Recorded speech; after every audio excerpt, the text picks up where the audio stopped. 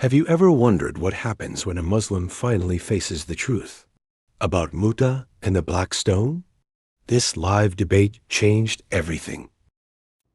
Hello? Yes, you are a Muslim, my friend? Yes. Okay, you are saying I'm a liar. Why I'm a liar? You lie about many things. Like what? Like the hadith about Jannah. Which A one? lot about Dahman. It's not a true hadith. Oh, but it is hadith. Yes, but it's not true. It's not. What? Okay, so you are saying that this hadith is written by Muslims, but it's not a true hadith, right? Yes, it's not sahih. Okay, let me ask you then. How I am lying if I'm reading what you are saying in your books?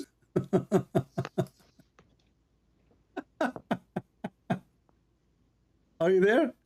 Yes, I'm there. Okay, listen. So how I am lying if this is a hadith written by you Muslims? You just agreed that the hadiths exist. So how I'm lying, and you Muslims are the one who wrote the hadith, you are the one who preserved the hadith, and you are the one who put it in a book. Because it's a weak hadith. It's okay, hold on. If it's weak, what weak mean? A weak, it's accepted. It's accepted in limited circumstances. Like so I'm not lying because weak is accepted, so weak is fine. So you're a prophet. He said the hadith that when you see a woman in the heaven, you will push so hard, and he, you know, he gave you the sound, dahman, which means you will be, excuse my language, extremely hard non-stop. So what kind of a prophet he speak and say such a language? No, it can be used to help people, encourage to join heaven. It's not used, but it's not sahih. Okay, so you encourage people to join heaven because you are going to F the women there so hard. No, but there will be virgins in heaven. Okay, but you are the one who said this hadith exists, and you are the one who mentioned that this is da'if, correct? Yes. Okay, but according to At-Tabarani, he said this is sahih. What? No, I don't think he said so, because all scholars say it's not sahih. Okay, it says here أخرجه الطبراني في المعجم الكبير, etc. And so okay, but anyway, so you Muslims are very confused about what is very authentic and what is so authentic. But this is not my problem. Here, look what it says. If we ask the Muslims what the word nikah mean, what you will say? What nikah mean? Nikah means marriage, because look what it says here. This is your Islamic website, and this is Lisan al-Arab, which means the dictionary of the tongue of the Arab. وَدَحَمَ الْمَرْأَ يَدْحَمُهَا دَحْمًا أي نَكَحَهَا. So when he the women, he pushed so hard, that mean nakaha. So why you lie to Muslim to lie to us and you say the word nakaha mean marriage? CP, if we commit zina, that there would be so much zina in our countries. But so if nikah means zina, then why zina is not popular in our countries? As I know that your zina is very popular in your country. Which country is yours? Like in Saudi Arabia. Well, this is here in front of me. This is Islamic TV station in Turkey. And in Saudi Arabia, I don't know if you've been in Saudi Arabia or not, drugs and prostitution is #1 flourishing business there. Just order a limousine and you will see what will happen. This is your Islamic TV station from Turkey, my friend. So what do you mean zina is not, just go right now, search in YouTube, you want me to show you? Here we go. Let me show you on the screen. Look on the screen with me. But you know that my friend, I don't care. I don't care what people do. People do everywhere. So don't claim that in your country you don't have zina. Islamic countries are, go to Morocco. What is #1 business, in Morocco? Drugs, prostitution. Go to all those countries. Go into Europe. Who is the one who in charge of prostitution? So don't tell me we don't do those things. But we don't judge religion by what people do. People, they do things. Religion can teach the opposite. But your prophet taught you to do adultery. And not only that, your prophet, he taught you that adultery is a destiny, correct? No, adultery is not a destiny. Okay, so can you read for me the hadith I'm going to show you on the screen? If it's sahih, I will No, read it's it. not sahih. It is very daif. Read it. Well, this hadith is sahih. My friend, why you are terrified to read it? Read it. We will see if it is sahih or not. You are the scholar. You will tell me. Okay.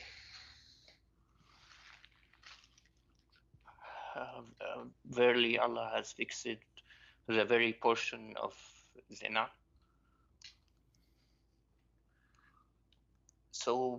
So it basically means that we have sins that are destined to us to commit, because. But a second ago, I asked you. You said no. I said to you, adultery in Islam is a destiny. You said no.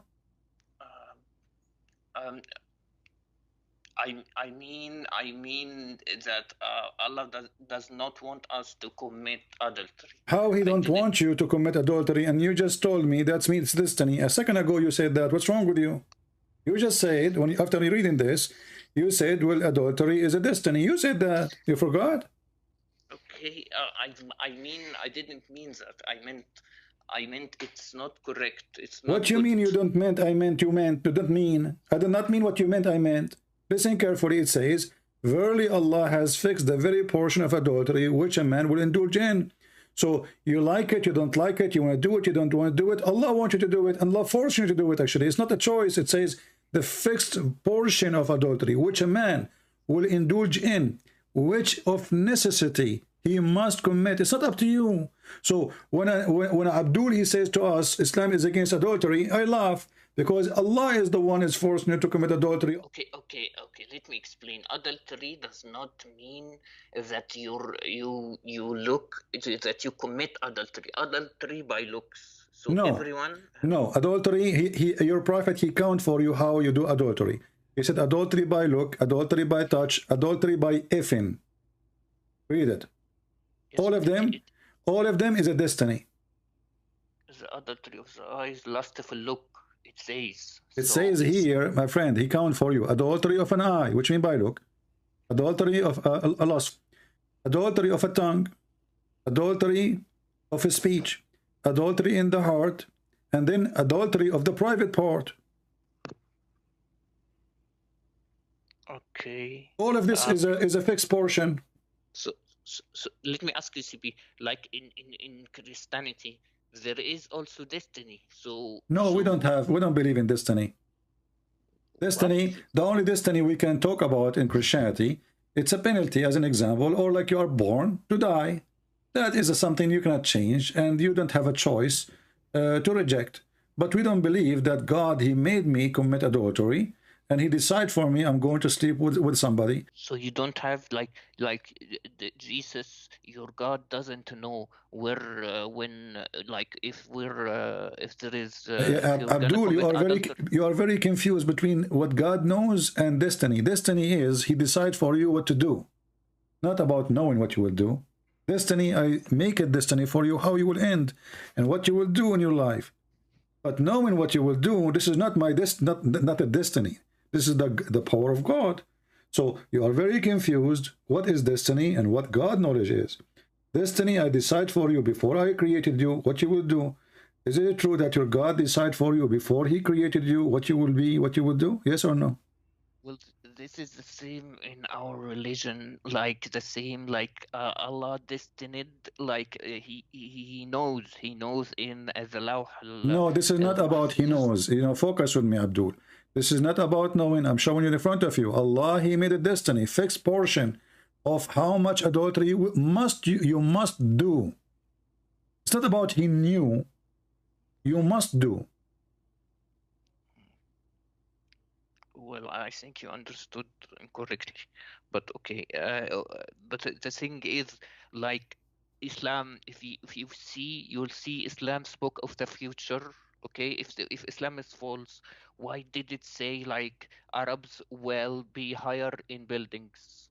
It said in a hadith. Okay, my friend, if I read the hadith for you, you will die laughing. No, I'm not gonna die laughing. You will die laughing because, okay, because my friend, when you say, yeah, you are the one who sent me a text and you will bust me. You just agree with this one. He is forcing you to commit adultery. It's not forcing you, but okay, let's just say he's forcing us. Like if you consider this okay, then okay. So but you see then Islam says a powerful hadith that says that Arabs will be higher in buildings. Okay. So this is not avoidable. The hadith is true. The thing happened. We see Arabs getting high buildings. But the Arab, they have high building before Muhammad was exist. Go to check the buildings of Yemen. No, I don't think.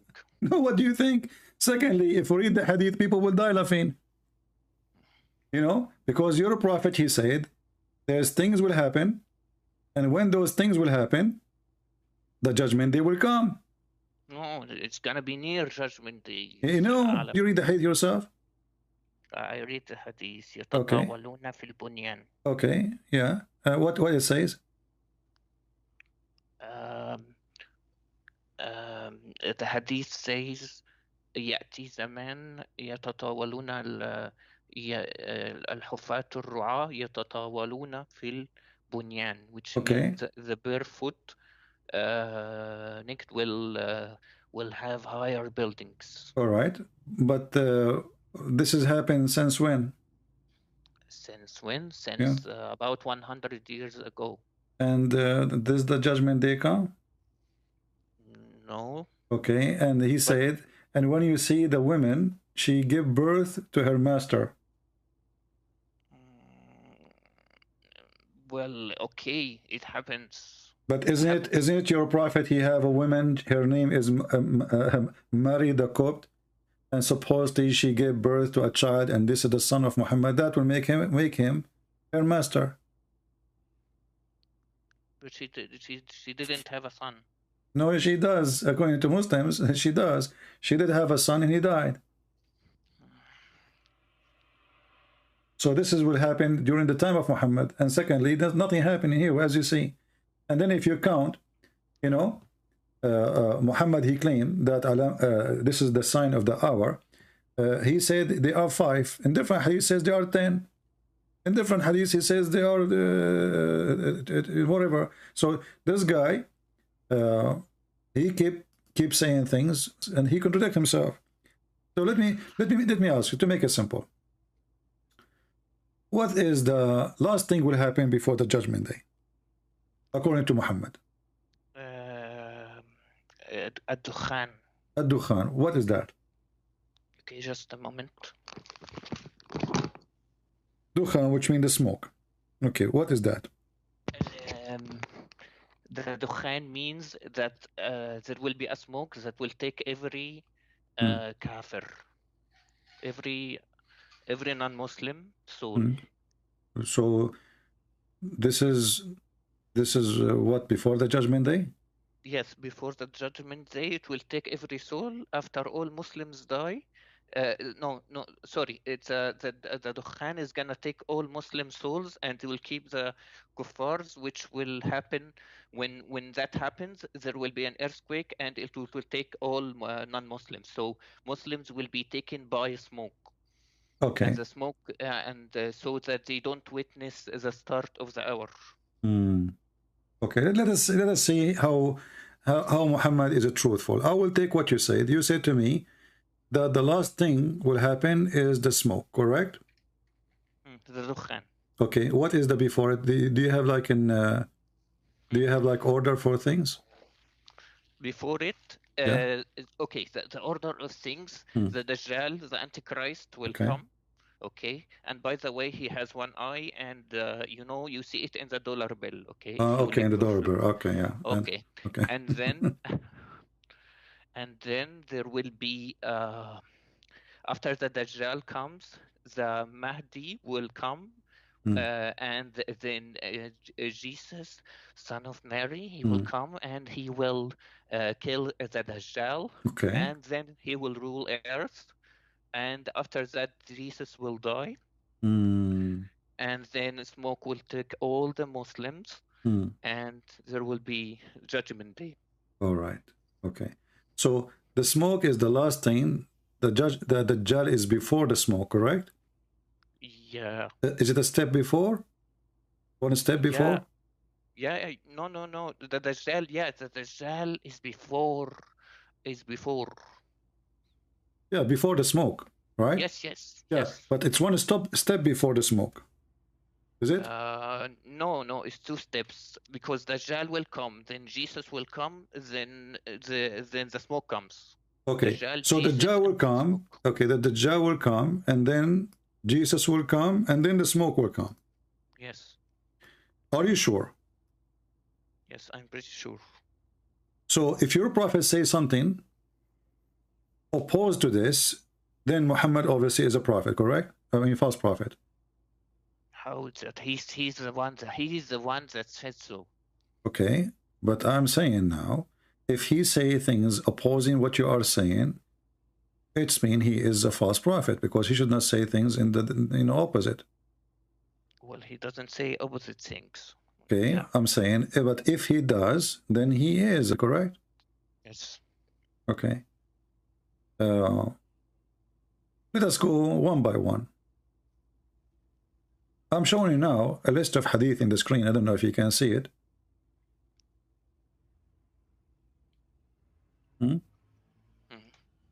I'm checking, okay? And this is one of them. Do you see the hadith? I see. Okay. It says the last hour would not come until Muslims fight with the Turks, people whose face would be like hammered shield, wearing clothes of hair. Okay. And walking shoes of hair. So what do you understand from this? What I understand from this is one of the signs of the hour. Okay. So when the first time the Muslim they fought with the Turkish? It was a long time ago. So from the time of Genghis Khan? Yeah. And where is the Judgment Day? And isn't it the Turkish now are Muslims? Yes. Okay. So how he considered them that this is from the end of the time sign, and those are your enemies. And not only that, in different hadith, Muhammad, he claimed that they are from the people of Gog and Magog, which means they are pure evil. And he's making fun of their look because they are Asian, as you see. He claimed that their face, as if it's hit by a hammer, they have a flat faces, and they are wearing hair, and they are wearing shoes from hair too. So the Muslims will fight the Turks. The Muslims. Did you see the Muslim word? Yes, I see. Okay. So this is a sign of the Judgment Day, and this has happened long time ago, and the Turkish now are Muslims. So Muhammad, he predict a lie about the Judgment Day, and then he predict another lie that the Turkish are the enemy of the Muslims, and they are from the people of Gog and Magog. And when you fight them, this is Gog and Magog fighting you. Okay, you need to understand that this doesn't mean they are Gog and Magog. This means like we already fought them, and we battled them. I heard you speaking about this is one of the early signs. My friend, I heard you like saying like Arabic word. Do you know how to read Arabic? Yeah. So if I show you that your prophet, he said they are Gog or Magog, what you would do? I don't think he said so, okay? What if I show you? What if I show you what you would do?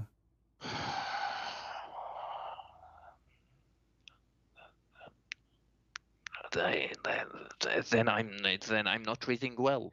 Then I could be considered. I will admit that I don't read well. Let me show you the hadith. Give me a second. But make sure it's Sahih. You will see. What I see from this hadith, this is one of the early signs. It's not the last signs.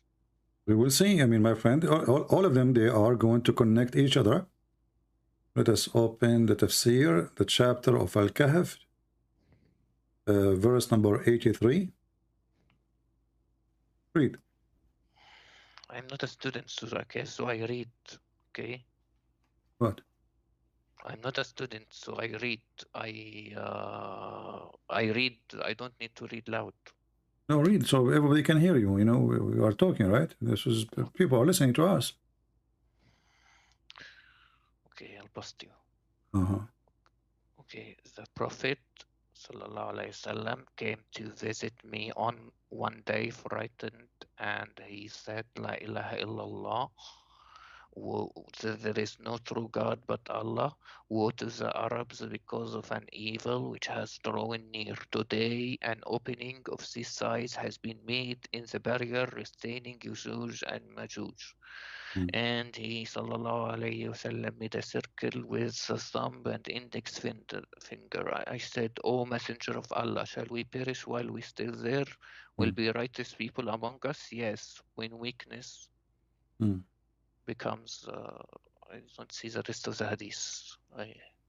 So what your prophet, he predict what? That Yajuj and Majuj will come out. When? In his time, right?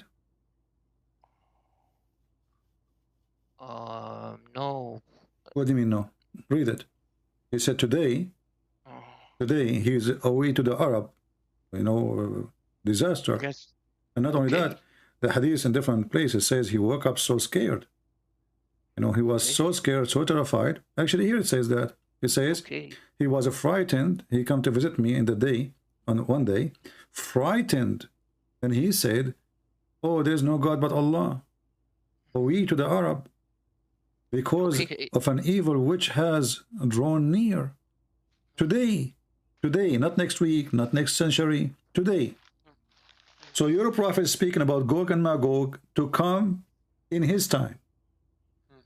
Right? Did they come in his time?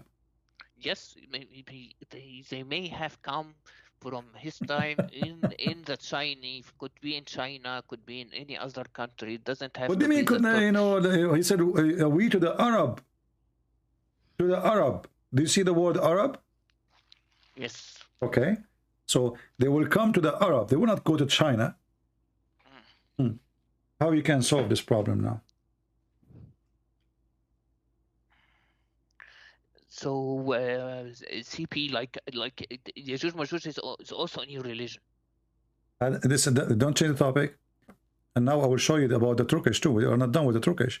So your prophet, he predict in his time the people of Gog and Magog, which is not even a human according to him, they will come and they are the one who will destroy this earth. And not only that, your prophet, he claimed that Gog and Magog, they will use arrows when they fight Muslims too. Is that correct? Okay. Yes, correct. And then the Muslim will use the arrows to make fire for 7 years. Is that correct? I'm not sure about the 7 years. Yeah, but I can show you the hadith. But I can tell you that Einstein said that World War IV will be fought with swords and arrows. What? Yeah. So they will. Okay. So they have to be. You know, arrows is not. You know, I mean, arrow is an arrow. Is not a nuke of Putin. So arrows is arrows, and he make it clear they are made of wood. Even the Muslim, they will use it for fire. So this is what happened to the Arab when the Muslims, they were only the Arab in his time, and that happened supposed to happen in his time, because as you see, he just woke up. He is so frightened. He is so scared, and he is warning about something happening now. Did Gog and Magog come yet or no?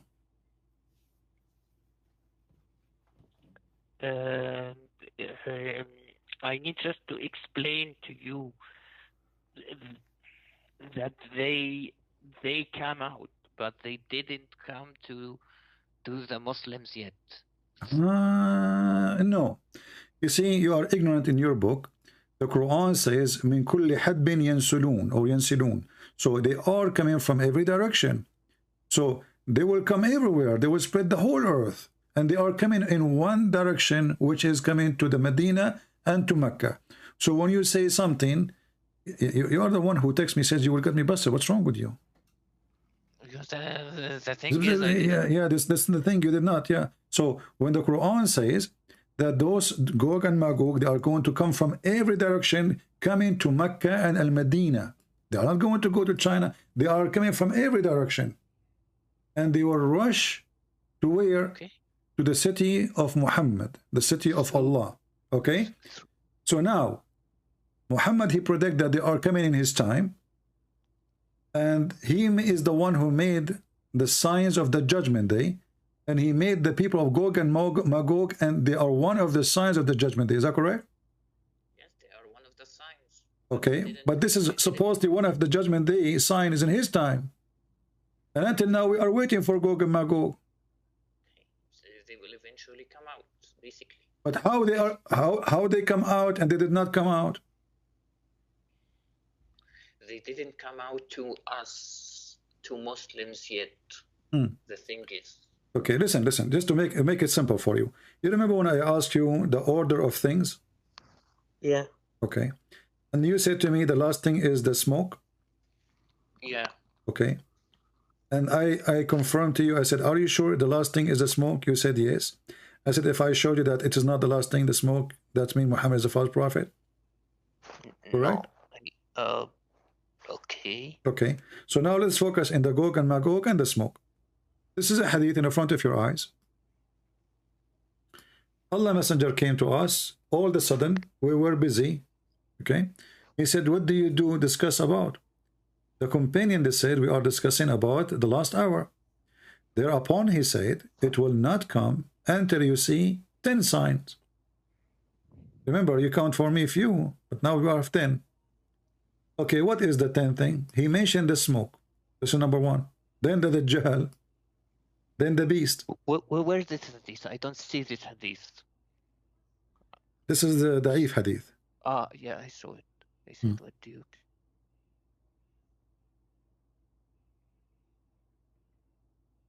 So according to the hadith here, are you there?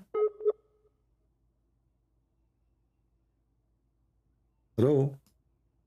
I hear you. I hear you. Right. Do you hear me? Okay, continue reading then.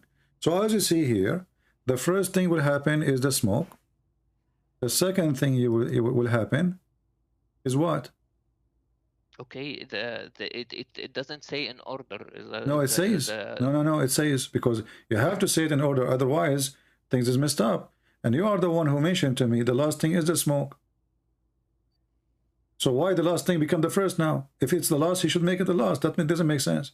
So he said the smoke. And then he says, they will not come until you see the 10 signs before.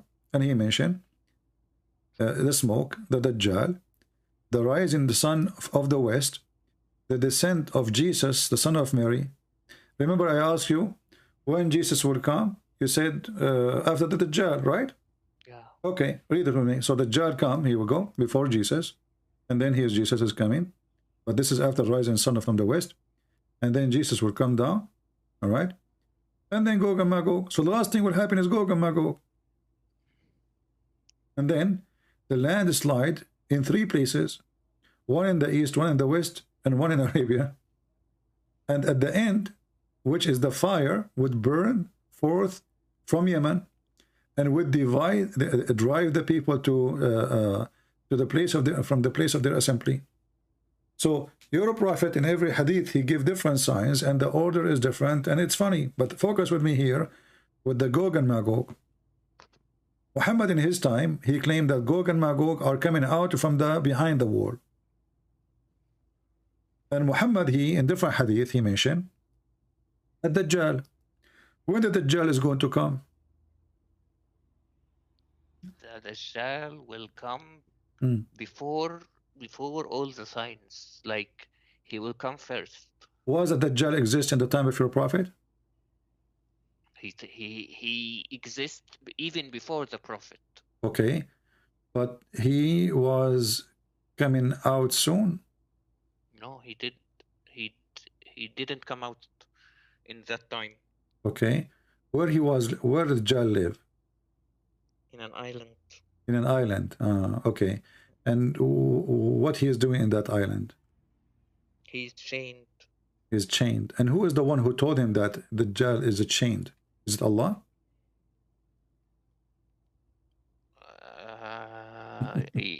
Yeah. What? Yeah. Who told him that? Okay, there were sailors who told him that they saw him chained. So a guy, he came and he told Muhammad he saw the Dajjal, and when Muhammad he told the people that the Dajjal is an island, didn't Muhammad confirm that from his God? Yeah, he confirmed him with him. With who? With Allah. Where? He just heard the story from this guy. He said to him, he saw him with a woman. Her name is a Jassasa. She is a beast. And then he saw a Dajjal, and Dajjal, he said to him that he's going to come out when the lake of Tabaraya is dry. Is that correct? Lake of Tabaraya, yeah, the one in Palestine is dried. Okay. It's dried now? Yeah. Where is the Dajjal then? It's near drying. What is so it? he's coming soon. So that's what we. Okay. But look what see. happened now. As long as the Dajjal will come after Gog and Magog. When did the Dajjal will come, you said? You said after Gog and Magog, correct? Or before? Before. Before Gog and Magog, correct? But Gog and Magog, they are coming in the time of Muhammad. That's why Muhammad, he was saying, we to the Arab. He was frightened, correct? No, we will fight them after the Dajjal. My friend, did I show you just 5 minutes ago, your prophet, he woke up from his sleep. He was terrified. He says, are we to the Arab? The Gog and Magog, they open a hole in the wall. Yes or no? Yes. Okay. If Muhammad is terrified from something will happen 2,000 years after, that will make him Muhammad. Is he afraid because something will happen 2,000-3,000 years after, or something will happen tomorrow? He's worried about us. Okay, but he was frightened.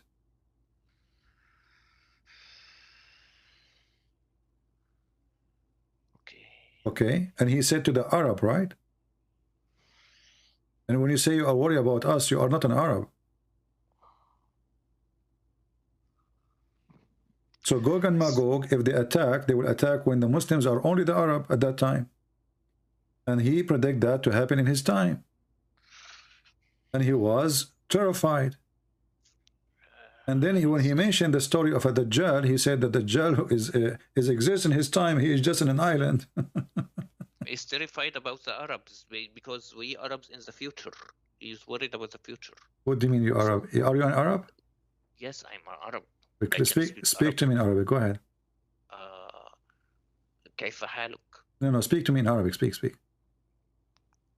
الرسول صلى الله عليه وسلم قال إحنا الساعة. You are not an Arab. Yeah, stop lying. You are not an Arab. Whatever, like you're not an Arab. This is not an Arabic. I mean, you know a few words in Arabic, and you're trying to say to me you are an Arab. Why you are lying? I can read you to you any Arabic text. You are not an Arab. Okay, whatever you okay, see. so don't lie. Shame. You know, it's a shame to lie, and you claim to be an Arab. No, you know what? As long as you claim to be an Arab, that will make it even easier for us. Let us do this. So now we have Gog and Magog, and they are beyond a dam, which Alexander the Great he built to forbid them from coming out. Correct? Yeah. Okay. Where is this dam, and where are they? Gog and Magog. Why we don't know where are they? Like just like you. We have right now satellite. We knew even what is under the ground. So why? We find oil before we dig. We find copper before we dig. We find, you know, they have like satellite to sensor whatever, blah blah blah blah. How come? And Gog and Magog, they are huge in number. The ratio of that Gog and Magog is 1,000 to 1, which means if we are 7 billion, they are 7 trillion. So okay, how come we could not find one of them? Okay, so just like you can't find the Gog and Magog in your religion or the Antichrist. No, we do not. We don't have Gog and Magog. It's in my religion like yours. Your prophet, he's told about Gog and Magog, and the Bible is about a location. Doesn't even say people who they are behind a dam, and it's a location. You're a prophet. He come with the story, and we do not know where the story coming from. Well, I admit that we don't know where they are. Okay, but hold on. The Quran says that Alexander the Great, he built a dam made from copper and iron, correct? Okay, this is when, how many thousand years ago? Before the prophet, like from the time of Alexander the Great. So listen, if I build a wall since 4,000 years ago, 3,000 years ago, 2,000 years ago, from iron and copper, what will happen to this wall?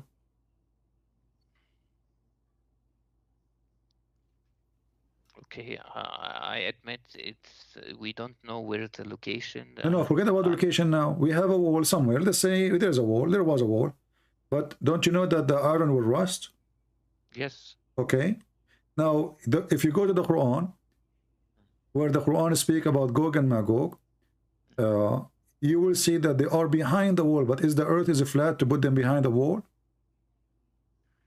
No, yeah, like they made a wall like in a cave or something. No, it's not a cave. It's a, you claim that you are a person who study and you claim that you speak Arabic.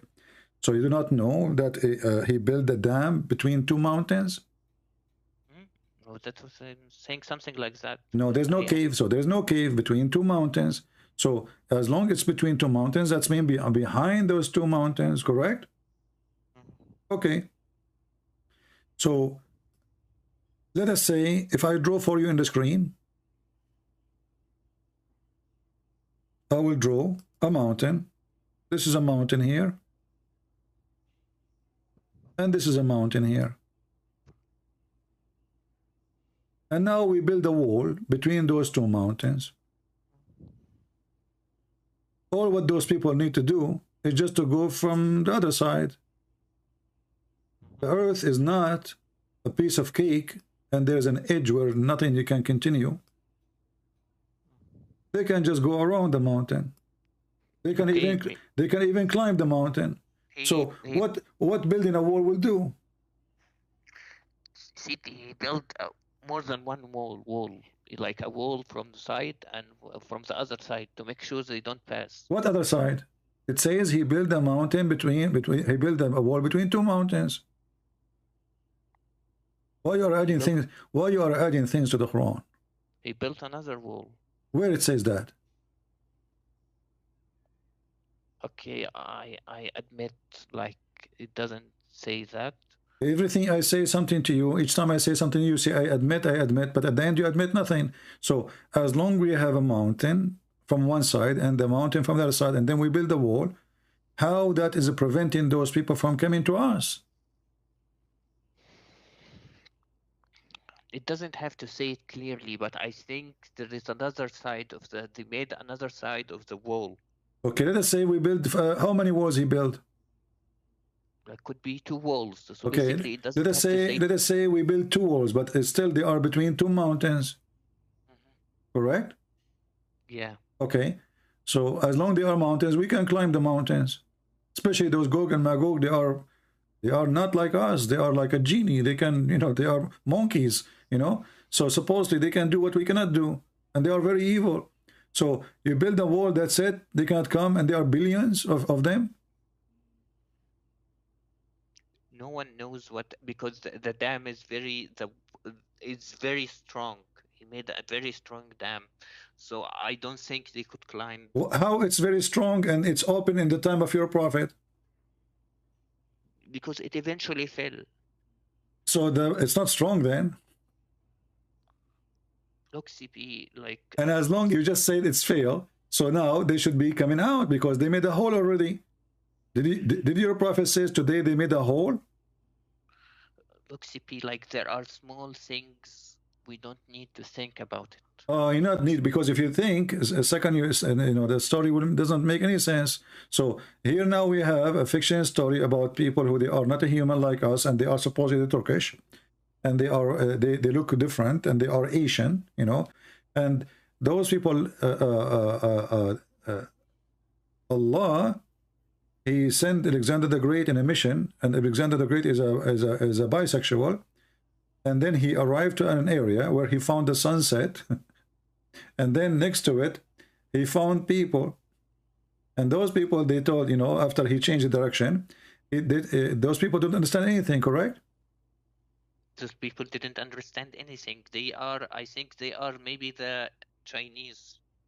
It could be anything else. Oh, they but are the Chinese. Okay, they don't understand anything. Chinese don't understand anything. I thought the Chinese are one of the oldest civilization in the world, and they are very smart. They are the first one who have the you know, like to make a firework, and they are the one who make ink, and they are, you know, suddenly the Chinese, they don't understand anything. That's funny. But look what happened here. When the Quran says that this guy is Alexander the Great, he keep going until he found where the sun rise, and next to it he found people who they are. They understand nothing, right? But then those people, they are the one who say to him, build a dam for us. Build them for us. They were not the Magog. They were the other people. They didn't. No, this is Gog. This is for Gog and Magog. Yes, I know. The countrymen told them, please build a dam because we don't want the Gog and Magog to come to us. Okay, but how they are people who they are stupid, they can't understand the word, and they are the one who told him a very smart idea like this. Who doesn't stand? Those people. No, not Gog and Magog. The people who he found them. He found the sitting place of the sun. Where does it say they don't understand the things? Those countrymen. Chapter 18, verse number 93. Show me, I'll bust you. Bust me. It's in front of you. Read. It says.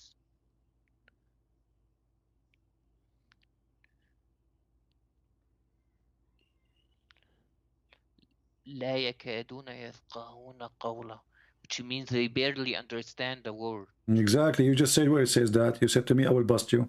So I did bust you. So as you see, they didn't understand the word. So how did they understand the word? And then they are the one who told him what to do. They barely understood the word. It's very different. Like you may talk to another foreigner person, but if he doesn't, he can understand some words and he doesn't understand other words. Like he could just point. He doesn't. My friend, it says barely they understand the word. And let us go for the sake of argument. They don't understand the language he speak. But how they don't understand the language, and they told him, even they said his name, and they said to him, look what he said. They said, O Zul Qarnayn, Gog and Magog, people of a great mischief in the earth, shall we then render thee tribute in order? They are even paying him to build a barrier, correct?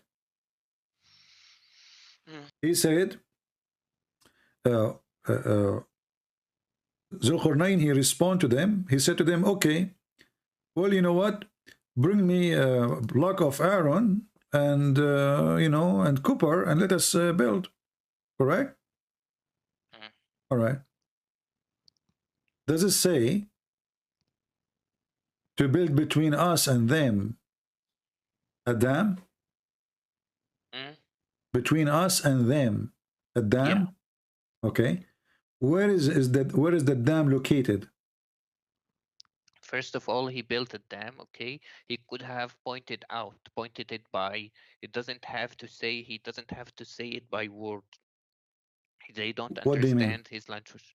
They may not understand his language, but they may have pointed like by words, like before language existed. So the Quran lying when the Quran says they said this because they were using their fingers. That means they did not say that. They used their fingers to talk to him. You don't have to point at the small stuff. You don't need to. No, we have to show how Muhammad is. Remember. You're causing people to doubt. Like. So do you doubt now?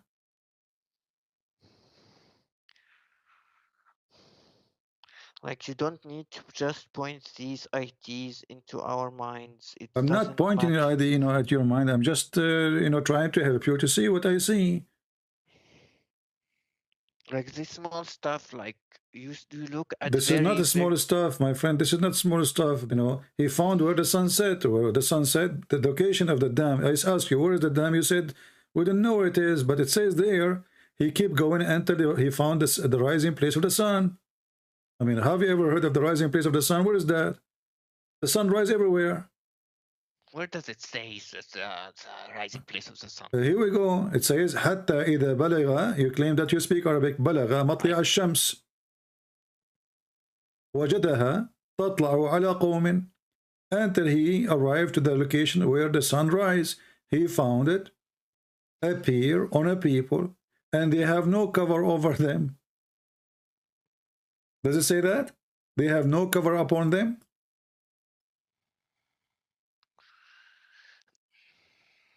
Like it says that it doesn't, like the sun came to them because he lived far away from them. What do you mean the sun came to them? The sun come to them? The sun come to them? Rises to them. No. What rises to them? حتى إذا بلغ, until he arrived to مطلع الشمس. He arrived where the sun rises. If you go a few verses before, you will see until he reached the sitting place of the sun. So your Quran is saying clearly that there is a sitting place for the sun and there is a rising place for the sun. Who in the world want to believe in such a garbage? Do you? There is a rising place for the sun according to your intelligence. First of all, you're pointing about small details and causing. This is not small details. Look, this guy, he kept going until when he came to the rising place of the sun. Where is that? He found it. He found it rising in a people.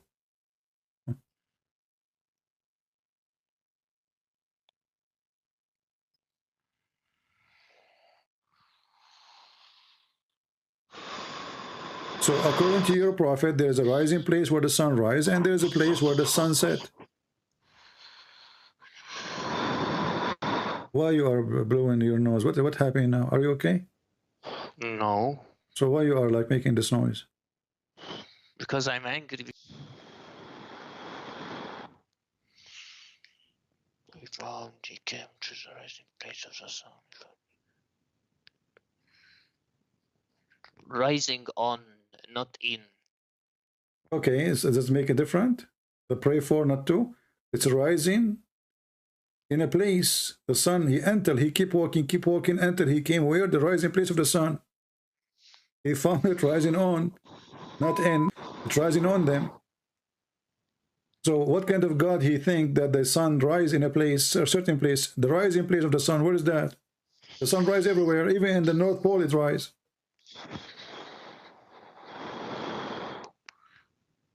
I told you, like, you don't need to find any small stuff and try to cause doubt. That was not the small stuff, this, my friend. And not only that, your prophet, he found where the sun set. He found it that sitting in some murky water. If you go to a few verses before, and when he reached the sitting place of the sun, he found it sitting in a spring of black, muddy water or hot water. In a place of the rising of the sun, which means the place that is rising. The place. You're genius, guys. The place where the sun is rising, it's mean the place where the sun is rising. Are you okay? Our friend, he kept going until he arrived where the place where the sun is rising. This is the place where the sun rises. He found it, discovery.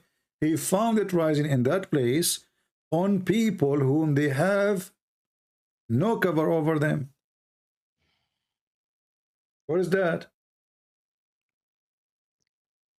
The thing is like this is a bit about like nitpicking. You're looking for mistakes. I'm not looking for a mistake. What are you talking? Look at this. This is a garbage. So a few verses before we just showed you that your God, he found where the sun set in a hot water. Does it say here he keep walking until? Who is talking? Allah. It's not even the guy talking. Until when he reached the sitting place of the sun. until what? He reached the sitting place of the sun. So there's a place where the sun set. He reached to that place. But as you know, I can stay in my place here without moving, and then after 12 hours from now, the sun will set. He went to a place where the geographic location, the sun was rising, and he went to geographic location where it was setting. So that's what Okay, it it's means. exactly, there is a geographic location, but this is where the sun place set, some place, the setting place of the sun. Can you read? The setting place of the sun, not just the sun was rising. He came where the sun place sitting is, and then he found it what? He found it sitting in a spring of a black hot water. And near to it, near to what? Near to that spring where the sun set, he found people. Black, muddy, hot water. He found it sitting like it's showing in a muddy black water, showing the sunrise. So it is showing, but it's not true. It's showing. This is appearance, right?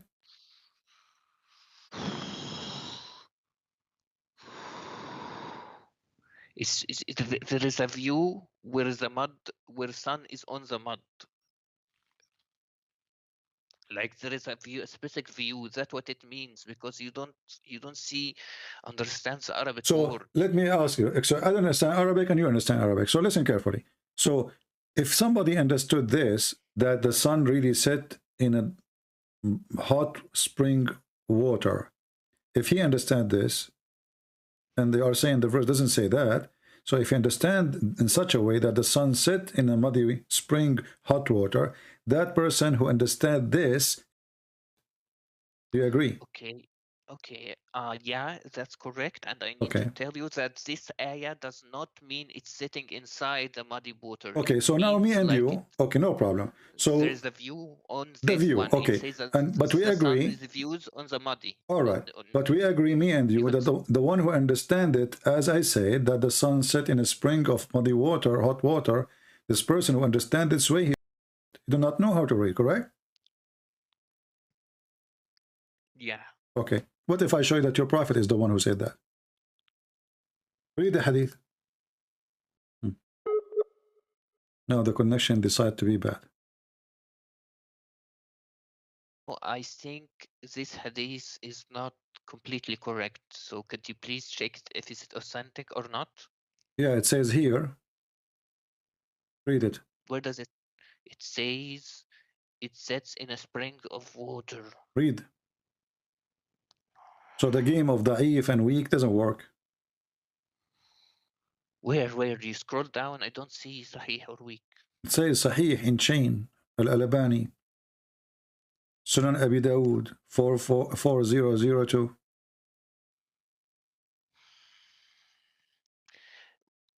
The ulama said this hadith is not completely correct. What ulama? You never heard of it. A second ago, you never heard of this. Otherwise, you would never say, yes, the one who understands this way is... I'm not saying that I'm not saying he's incorrect, but this been answered by many people. You never heard this before. You just heard it from me. Where you got this from? That the ulama believe, the scholar, they believe it's not correct. And if the scholar don't believe it's not correct, isn't it this is the scholar saying it's correct? Okay, if you search in Islam QA... My friend, I do not need to search. You speak Arabic, right? Read carefully. You claim to speak Arabic. It says Sahih or it's not. You'll find refutations for this. You are going to refute your prophet in your Quran then. Because the Quran confirmed the Hadith and the Hadith confirmed the Quran. So how in the world the Muslim will come with a meaning against what your prophet said and what the Quran said?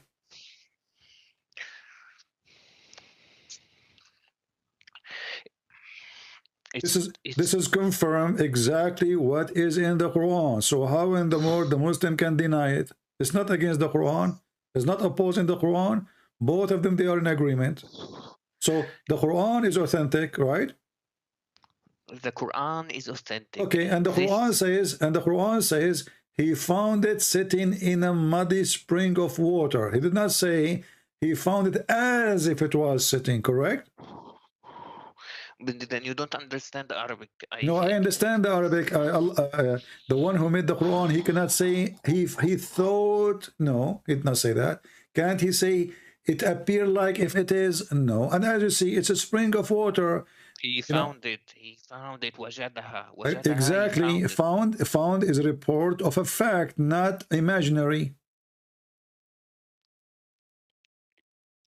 When you say I found, when I say I found, you are talking about something is true. It happened. It exists. It's not a theory. It's not a thought. It's not imaginary. I found it. If you go inside your house and you found, you know, I found my my donkey eating the grass, you are reporting a find. It's not I thought. And the one is talking is Allah. It's not even the guy. You probably never heard of refutations for this. My friend, I am the one who hear all refutation. You are talking to Christian Prince, and you are the one who said you were going to get him busted.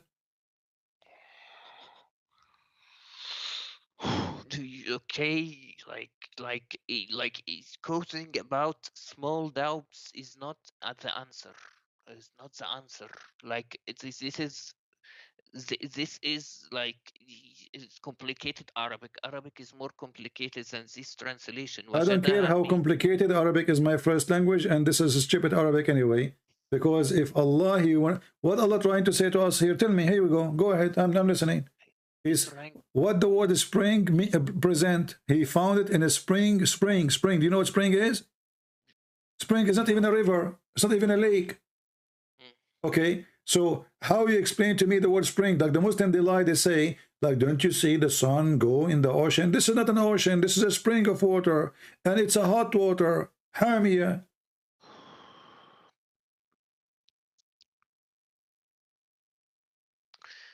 The thing is, CP, you're picking and choosing which to cause doubt. You're picking your mecca. You know, you are being funny now. Like if you read your book, you will find errors. So don't change the topic. Don't change the topic. And suddenly, you know, look. And when you read this Quran, you see, you said to me, you know, remember I said to you, he built a dam between two mountains. Yeah. Okay, and you agreed. Yeah. Okay, what the word mountain in Arabic? Jabal. Jabal. Okay, read with me and laugh. What kind of God he says this? حتى إذا بلغ بين السدين. Where is the mountain? Until he arrived between two dams.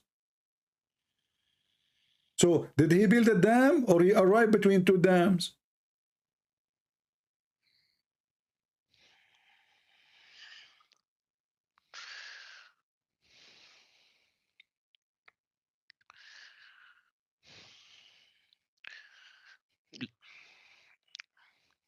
Look at the errors of your own religion. Why he would go, okay, if you are saying in my religion there is error, the Quran says Allah, he confirmed what is between our hands.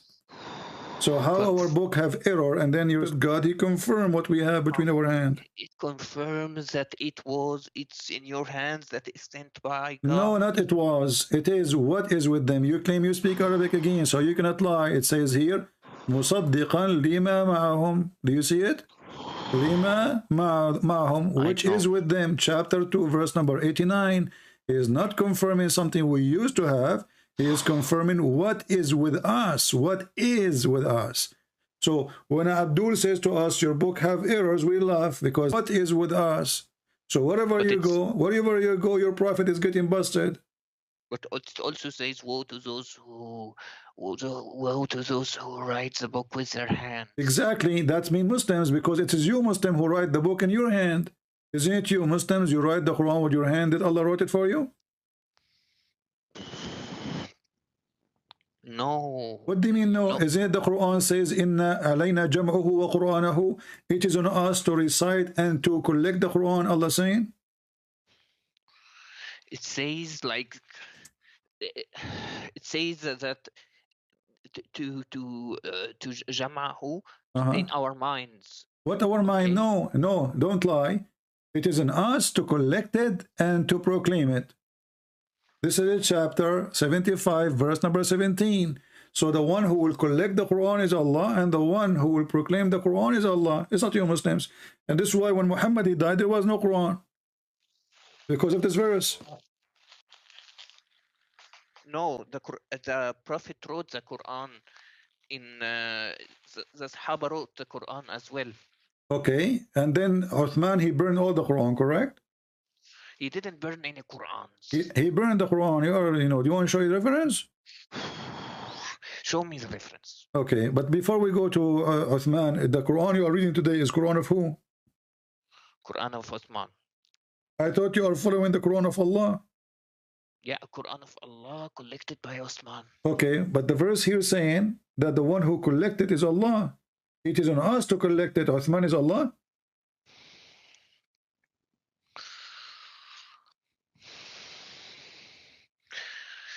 So you're saying your Bible was not it was not joined by men, by I'm not talking about my Bible now, my friend. You're really confused. Allah, He promised that He will collect the Quran, and now you Muslim, you don't have even the Quran of Uthman. The Quran you have today is called according to, starting from Hafs end with Uthman, but you don't have the book of Uthman. So, and not only that, you said to me that your prophet, he wrote the Quran, correct? Yeah, he wrote the Quran. Okay, is that the one which the goat ate? The goat ate nothing. This hadith is weak. Is weak? No, it says Hassan. Is it Hassan is the name of your prophet grandson? What Hassan mean? Hassan mean good. Mean good. So how it is good and you say it is weak? Who said it was Hassan? A lot of this is you Muslim. This is you Muslim. Here we go. This is your Muslim website. It says Hassan.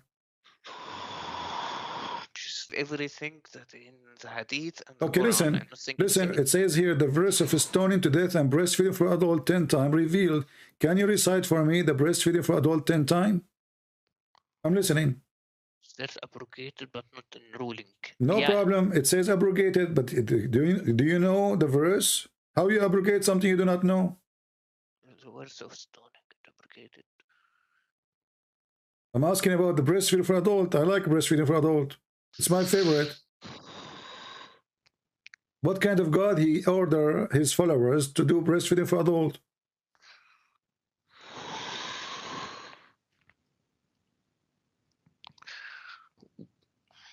Where does it say that's been ate by sheep? What sheep? It says the verse of stoning and breastfeeding for adult 10 times. Allah, he ordered 10 times. You have to, And then the paper was with me under my pillow. This is Aisha talking. When the Messenger of Allah died, we were preoccupied with his death, and a tam sheep. The Arabic doesn't say tam sheep, by the way. It says dajin. Dajin can be a camel, can be a goat, anything. Came and ate it. And as long as you claim you speak Arabic, here we go. It's in front of you. Okay, but it says it's abrogated anyway. So if the goat ate it, it's abrogated. My friend, how it's abrogated and the Prophet is dead already? It's abrogated after the Prophet died? No, it's abrogated before, but if it's abrogated, then why it's in the paper? Yeah, because sometimes you write something that you don't. Okay, so that's mean the Prophet wanted to be preserved, correct? No, he might have wrote it before. But before? I mean, the guy is dead now. For sure he wrote it before. It's under his pillow. That means it's fresh. So it's under his pillow. And this is the verse of a 10-time breastfeed for adult. The goat ate the verse. We got it. But the goat did not eat your memory. Did the goat eat your memory too? Don't you have a paper like from 20 years ago? Don't you Muslim, you claim that all of you memorized the Quran, so the goat ate the paper. We get that. But obviously, as long as the verse is in the paper, that's mean the Prophet, he wanted to preserve. He don't want it to be destroyed. Otherwise, he will not write it in the paper. So the goat ate the paper, which have the 10-time breastfeed for adult. But the goat did not eat the Muslim memory. Where is the verse? The thing is, The verse has been abrogated. Why should we My memorize something friend, that's been abrogated? you keep repeating the same thing. If the verse is not should not be written, why your prophet writing it in the paper? Because Obviously, your prophet, he wanted to be written in the paper. Are you saying somebody forced your prophet to write it? by that time, he first of all he didn't write anything. They wrote it for him. Okay, That's but is it under his pillow? second of all. Is it under his pillow? According to this hadith, Okay, so it's under his pillow, not under the pillow of the neighbor. So the prophet is the one in charge of his bedroom. Otherwise, somebody else sleeping with Aisha, according to you then. So as long as so don't say that, okay, so the pillow is the pillow of Muhammad, the bed is the bed of Muhammad and Aisha, and the Quran is under the pillow. So that verse is written by the command of your prophet, and he wanted to be there. The goat came, and she ate it. Wonderful. Allah could not protect the Quran from the goat. I'm asking you, where we can find the verse? You said to me it's abrogated. Show me where it says this verse is abrogated. Go ahead. I'm listening. Why does it matter if it's... It matters because we are discussing about your prophet, your religion. You just said it's abrogated. Can you show me the reference where this verse is abrogated? Right in the bottom, you see it's abrogated. But this is a guy saying that it's not your prophet. The prophet is dead already now. Because show me where it says. Look, it says abrogated by 5 times. Can you show me the verse abrogating the verse of 10 times by 5 times? So now we have 2 problems. We don't have the 5 times and we don't have the 10 times. It says there. Aisha said, where? Okay, where is this coming from? Show me where is the abrogation, my friend? When we say it's abrogated, is it abrogated by Allah or abrogated by the neighbors? It says it was narrated that Aisha said, and said these verses were abrogated in recitation. My friend, my friend, nowhere it says what you are saying. Read with me Arabic. Read. After I ate it. No, this is a comment in English. This is not even in the hadith. Read it. The hadith in front of you. The hadith is as it is in Arabic. There's nowhere it says abrogated by 5 or 7 or 7. This is a comment. So read the hadith. Does it say that in Arabic? No. وَتَشَاغَلْنَا بِمَوْتِهِ دَخَلَ دَاجٍ فَأَكَلَهَا. That's it. This is the end of the hadith. There's no additional. Here we go. We go down. There's nothing, 0. The end of the page. This is a comment. However, if we have 10 times and then abrogated by 5 times, doesn't change anything. So now we should have 2 verses in the Quran. One of 10 times breastfeeding for adult and one of 5 times breastfeeding for adult. So now you have a problem now. Where is the second verse? Where is 5 times? It says only 10 times. It says here abrogated by 5. It's in front of your eyes.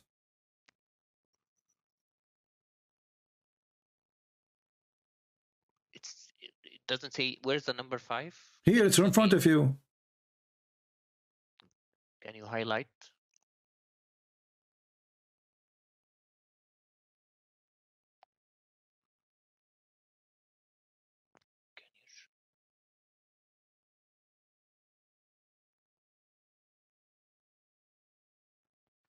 Okay, I'll read for you. The verse of stoning and breastfeeding an adult 10 times were revealed, and the paper was with me under the pillow when the messenger of Allah died.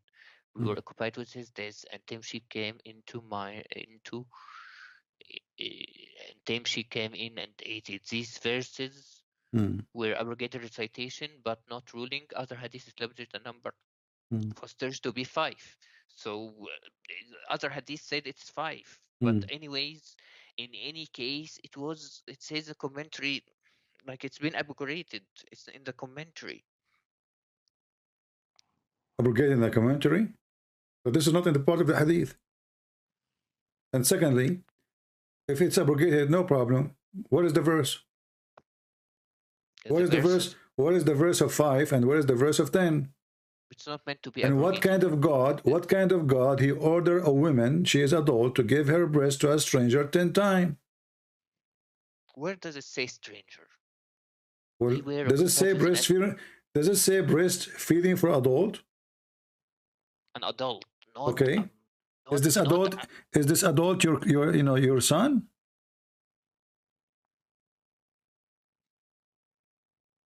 Does it say No, like something like you're breastfeeding for your son? Maybe the neighbor, he's a child, okay, but we are talking about adult. Do you Muslim women give your breast to your son when he is 18 or 19 or 20? Do you do that? Okay, the thing is, you know, this hadith is a lot of scholars say it's not sahih, first of all. Second of all, even if Second that of was all, true, first of all, and third of all, did Aisha, she practice breastfeeding for adult 10 times? CP, you are getting on my nerves. I'm getting Okay. wherever I want to get, my friend. You are in trouble. Is it true that Aisha, she ordered her nieces to do breastfeeding to anyone when to enter upon her? Yes or no? No, no, no. Read the hadith. It's in front of you.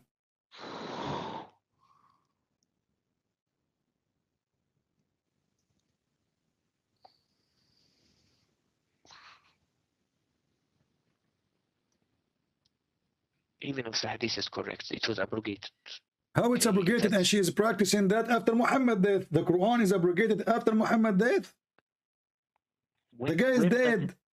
Where does it say that she did it in the time of after the Prophet? Well, because now they are entering upon her, because now she is the wife of the Prophet and she is in charge of the house of the Prophet.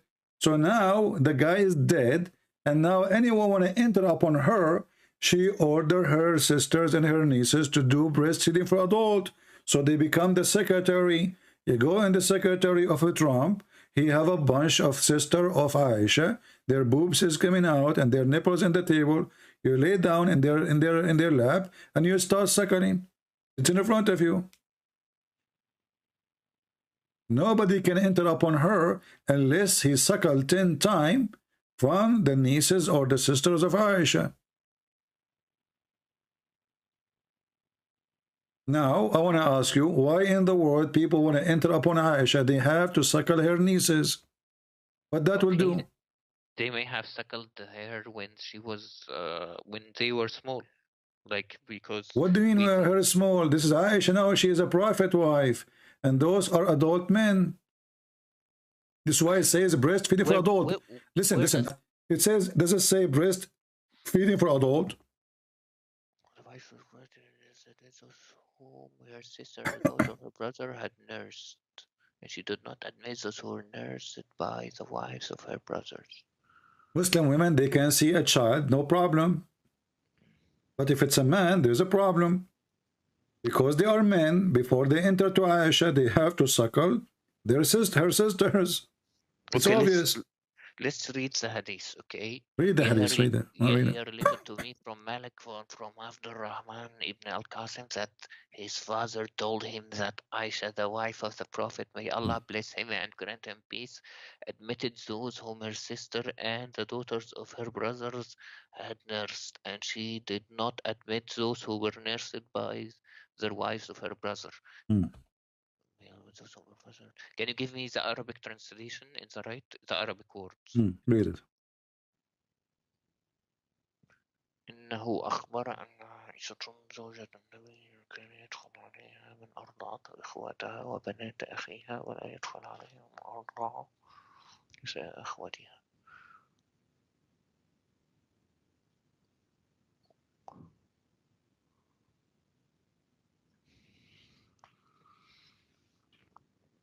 It says like they enter her home. They enter her home, like they don't go and get breastfeed by her. They enter her home because she breastfeeds them when she was big, because we consider, because you know, CP, when you adopt someone, when a mother adopts someone, she breastfeed him. First of all, adoption is forbidden before the death of Muhammad, when he did decide to sleep with his own son. So don't play that game. This is not adoption. And according to Islam, a woman, she do breastfeeding for adult, still she can have sex with the man, still she can marry him. I can show you the fatwa. إرضاع الكبير لا يحرم. So don't play this game with me. You cannot.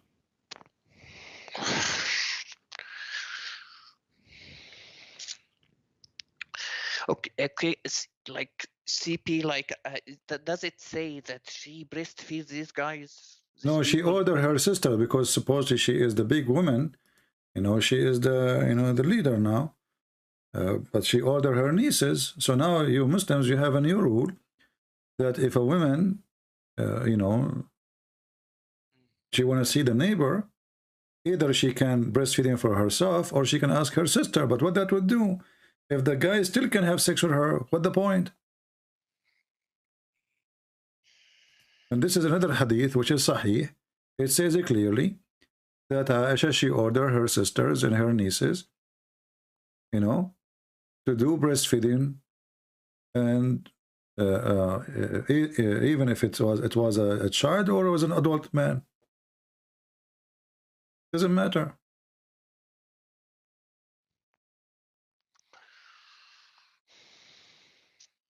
And you speak Arabic. It says here, وَإِن كَانَ كَبِيرًا. Does it say that? Even if he's old? She were called, her names are father, when whose father has become like a foster son. She gave 5 years. His social, but Allah could what you know, what you first did give your priest, she gave him 5 years and become like Salim was. Do you Salim see? was Do you just, see? It says وَإِن كَانَ كَبِيرًا. well, and I don't see like it. I move it to you in Arabic. تأمر بنات أخوتها وبنات أخواتها أن يرضعن من أحبت عائشة أن يراها ويدخل عليها وإن كان كبيرا. 5 رضعات. Does it say that? So she ordered her, you said to me where it says adult. So she ordered her sisters, her nieces. Nobody can enter upon her unless they suckle them. Here it says 5 times. Even if he's old, grown man. Correct?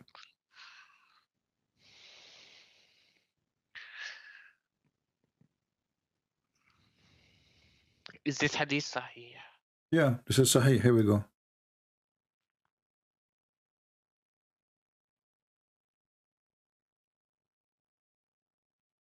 Would you prove it? It's in front of you. It says Sahih. Okay, I'm checking because you know the screen doesn't come instant. Let me check.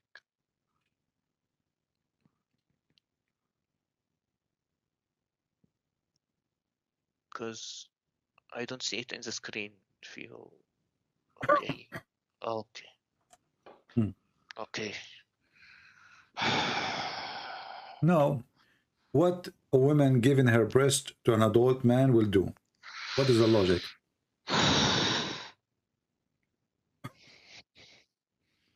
You have 1,400 people listening to you, and I want you to convince them. What is the logic that adult women, she gave her boobs to a man? What that will do exactly? That will make him excited. That will make him horny.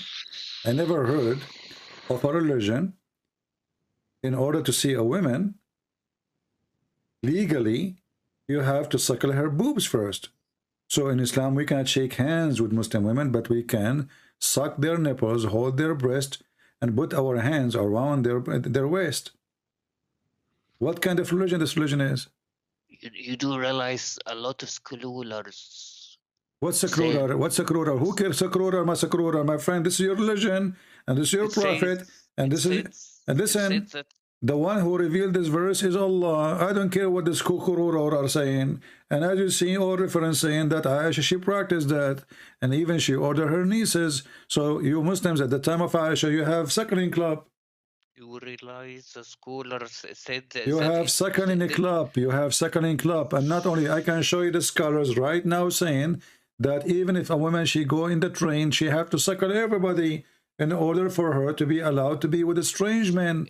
I can show you right now. You claim you speak Arabic. I can show you the video from Egypt. A woman, she is in the TV. She asked the sheikh from Al-Azhar University. She said to him, are you saying that all those men who they are with me in the studio, and the engineer and the decoration and the electrician and the one who work in the sound, the DJ, all of those, I have to suckle them? He said, yes.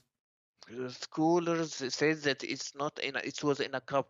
It's not on by. Because you speak Arabic as you claim, and now you cannot run away from this. How it is in a cup and it says yarda. Yarda from radda. Radda, which means you use your lips. الرضاعة من المجاعة. You don't, yarda is not a drinking. What cup? And I will go with this thing. Let us say in a cup. So now the women, what she put in the cup, this Sahla bint Suhail is not even a young woman. She don't have even a child. So do you think women, they have milk in their breast? Anytime you squeeze it, milk come out? Do you think they have a tank full of milk? They have no milk there. So we were suckling what? So the scholars you are talking about, they are trying to find a solution for this prophet. And your prophet, nowhere he said to the women, go and give him a drink of milk. He said, Ardi'i. This is why the women, she said, how I'm going to suckle him? Did your prophet say to her, suckle him, or he said a drink?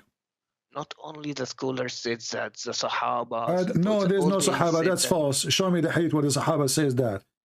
Don't go there, my friend. Did your prophet say suckle, or he says drink? Do you see the book? Look. What the name of the book? Suckling. Do you see the name of the book? Suckling. So when they say to you that this is a drink in a cup, so why it says suckling? Suckling is not drinking. Drinking is something, and suckling is something else. So when I drink now the milk of the cow, I'm not suckling the cow. I'm drinking milk. There's a huge difference between suckling and drinking. As you see here, it says he had nursed them. She's doing nursing. Does it say he said suckle him? Cedric, like it says. Suckle him. Do you see the word suckle? Okay. Do you see the word? Do you see the word suckle? Do you see the word suckle? Do you see the word suckle? Suckle him. He did not say give him milk to drink. And this woman, she is not that young to give her breast have milk. The word rida does not always mean direct contact. No, it means that. This is why the word is suckling. And this is why the woman, she said, how I'm going to suckle him and a grown man? If it's just a drinking, you can anyone drink, all of us will drink. So she said to him, she said to your prophet, the woman, Sahla bint Suhail, she said, how I'm going to suckle him and he's a grown man? So she was surprised of the word suckling. If it's just a drinking milk, oh, everybody can do that. But she was wondering, how can I suckle him as he is a growing up man? Look, Fifi, okay. There are two opinions of this, okay? The scholar said in a cup. I don't care about opinion. The only opinion is in the front of you. It's your prophet. The woman, she did not say, I would drink him. I would give him milk or water.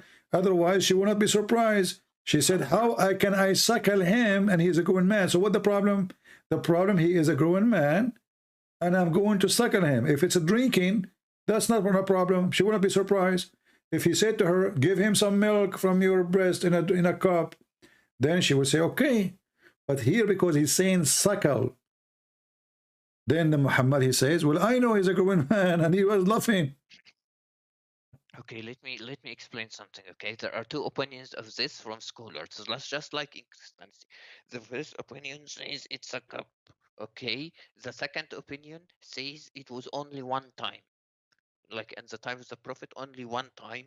And my friend, it's one time, it's 10 times. Who care what that will do? The son is not her son. The man is not her man. He is not her child. He is not her husband. He is not her brother. And he is a grown man. So what giving milk to a man will do? Explain to me. Go ahead. The thing. Are you Hindus?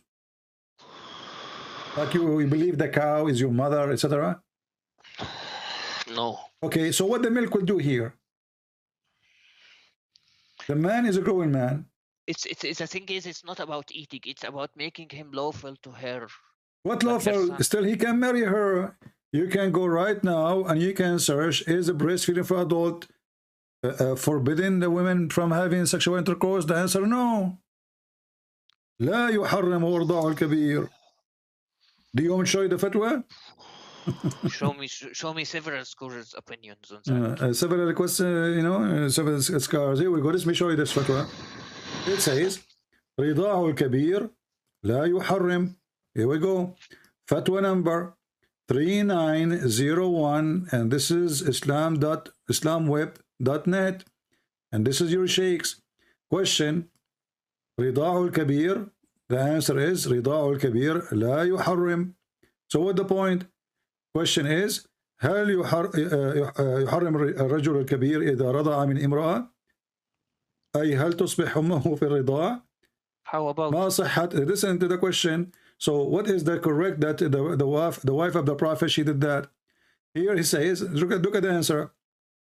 All the four sects of Islam, the four imams of the four sects of Islam agree that the adult breastfeeding for adult does not make anything unlawful, which means the man still, he can have sex with her.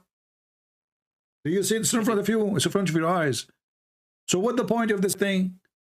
Still the man, he can have sex with the women. So what the point of breastfeeding for adult? She is not forbidden for him. She is lawful for him. So now the woman, she gave her breast to this person. Okay, still he can have sex with her. So what the point? Okay, there's several opinions. Like what's it? What several opinion? It says here does not forbid you from having the women. So you can marry her, you can have sex with her, you can have kids from her. So what the point of this breastfeeding for adult? Nothing. It says here وذهبت عائشة وابن حزم إلى أن الرضاع يحرم مستدلة بأن النبي صلى الله عليه وسلم. So Aisha opinion says. Thank you. So Aisha, she said that this is what the prophet he did, and she insists. She's against anyone who says like you. She said that this is the right thing. The prophet he ordered it. And you are avoiding one question I'm asking. What a woman giving her breast to an adult will do? Making her lawful to her. I just showed you the fatwa. I just showed you the fatwa. He can have sex with her. All the four scholars of Islam agree that this kind of a breastfeeding for adult does not make the person unlawful for her to have sex with her. I put the fatwa in front of you, in front of your eyes in Arabic. فمذهب الجمهور والأئمة الأربعة وغيرهم أن إرضاع الكبير لا يحرم. Do you see it? So what the point? Still you can have sex with the women. Why your prophet saying such a thing? Isn't it your text said to me, I will get you busted? Okay, but you know, it says Ibn Hazm and Aisha, okay, because several scholars like Aisha and Ibn Hazm said yuharram. That's the point. That's the point of breastfeeding, to make it lawful for her. Okay, so why the four scholars of Islam didn't agree with Aisha if this is the case? Scroll down in the fatwa. It says in the fatwa, it's for وهذا هو إرضاع عامة الناس، وأما الأول فيجوز إذا احتيج إلى جعله ذا محرم، وقد يجوز للحاجة ما لا يجوز لغيرها. Which means in the fatwa, the imams that said it's lawful, they said it's lawful only on heavy circumstances, like okay, what is the heavy circumstance? Hold on. So now Allah, he revealed a verse from heaven for heavy circumstances, but still the man, he can have sex with this woman after suckle her. So what the point? What heavy? Okay, you know, the scholars that said that it's halal, they said it's only allowed it was only allowed under heavy circumstances, like what is heavy circumstance? You know, my friend, the woman, she came to Muhammad, she said, my husband, he's jealous from this guy, he is in our house, he's a grown adult. The prophet, he right away, he said, just suckle him, that's it. He did not say this is only for you. Listen. Are you saying that your God, he sent the verse only for one person? not for one person, but Okay, it was so allowed. listen, no. So this is for everybody, and this is why Aisha, she was ordering her nieces and her sisters to practice it. How come none of the Sahaba, they waged war on her to do that? Why nobody complained? Why nobody stopped her? As you see, nobody questioned that. I mean, what about her brother of Aisha? What about her father, Abu Bakr? So nobody is saying to her, stop, don't do that. She is ordering his daughters. She is ordering his granddaughters to Abu Bakr, saying, you have to suckle any man will enter upon me. How come Abu Bakr did not say, well, how in the world you do that? As you see, nobody complained. The other wives of Muhammad, they did not like to do so. But Aisha, she was doing so. And all of us, we knew that your prophet, he says, take your religion from this blondie. Did he say that? CP, if adult breastfeeding was halal, why aren't we doing it today? Why aren't we Muslim doing it today? Who said they are not doing it? Isn't it the Sheikh of Al-Azhar? He says he is the one who come with the fatwa of breastfeeding for adult just a few weeks ago, and there's a few months ago, and there's another one a few years ago. I don't think he said that, but I don't think we do it. We don't do it. We don't. Because you are ashamed of it. Because you're ashamed of it. Because there's nobody want to do it. Not because it's not there, you know. And this is why when he said that, people in Egypt, they went so crazy. He said, well, this is what the Prophet said. It's not me. You know, a lot of things you say that are allowed in our religion, they are not committed in our Muslim countries. Like, it doesn't matter, you know, there's many things. Here we go. You know, this guy is, you know, sometimes you don't sound like, you know, you are an Arab, but sometimes you sound like an Egyptian. Here it says, Fatwa Irda'ul Kabir. Do you know who is the Sheikh?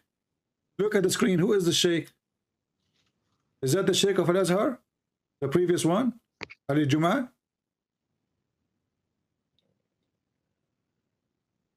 Is it bin Baz? Is that the Sheikh of Al-Azhar? Bin Baz? No, this is Ali Jum'ah. Don't know. Okay. Don't trust. Okay. Well, here we go. This is the fatwa here. You know, and they, you know, they are, you know, and here it says, أعاد الداعية الإماراتي وسيم سيف الجدل في قضية فتوى إرضاء الكبير. So until now, this is a old fatwa, and now they are talking about it again, and now they are saying we should do it.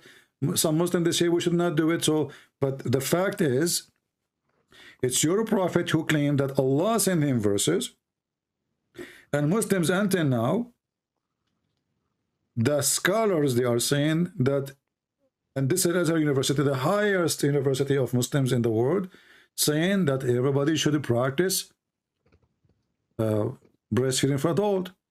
And now I'm asking you, when your prophet, he ordered this woman to suckle the man, why? I know Wasim Yusuf, and Wasim Yusuf is not a scholar. Okay. Okay, what about Ali Jum'ah? I don't know. He's not. The Sheikh of Al-Azhar is not a scholar now? He's a Sufi. What about the Deen or Sufi? So what Sufi? You know, all of Turkey are Sufi. So the Muslims, when you ask you how many Muslims, you count Turkey with them. When we say Sufi, you say they are not Muslims.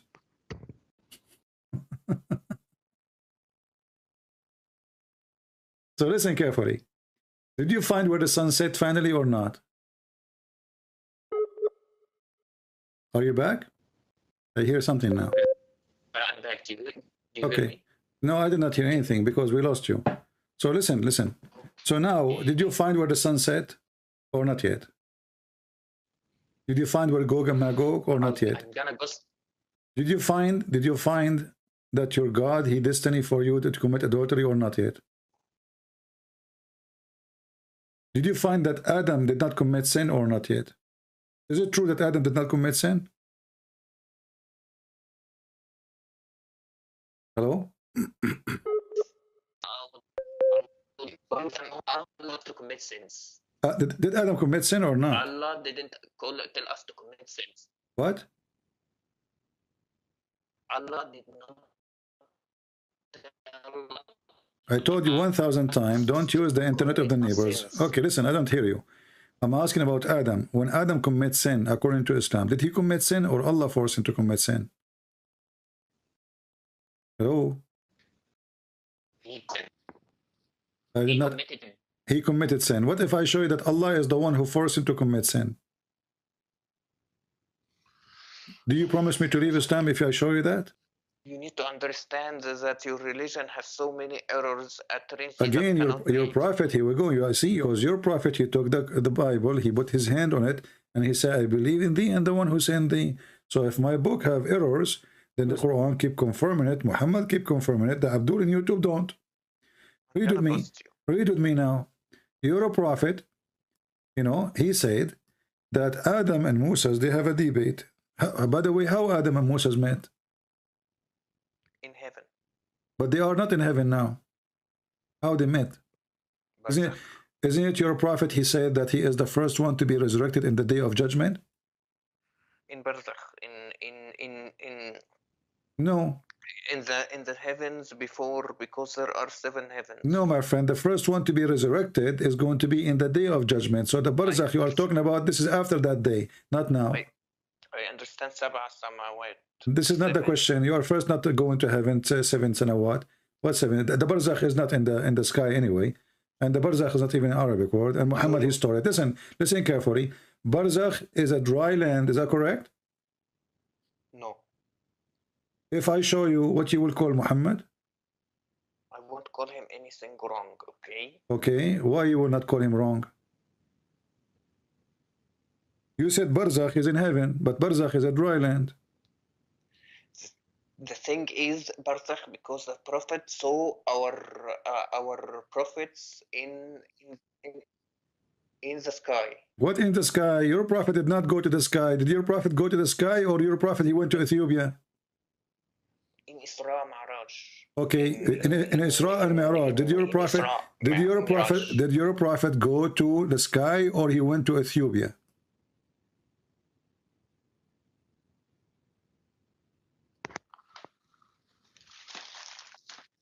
Huh? So Your prophet, he went to the sky or he went to Ethiopia? He didn't went to Ethiopia. He went to the sky. So how he went to the sky and he found the river of Euphrates and the river of Nile under the tree of Allah?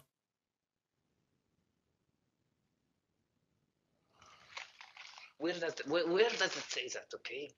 Be a man and explain. Be a man? Here we go. Read it. Your prophet says that. Your prophet did not go to heaven in the sky. The Christian, the Jews, they believe that Adam and Eve, they were in garden on earth, and there's rivers belong to this garden, this heaven. Okay, that makes sense. This is earth.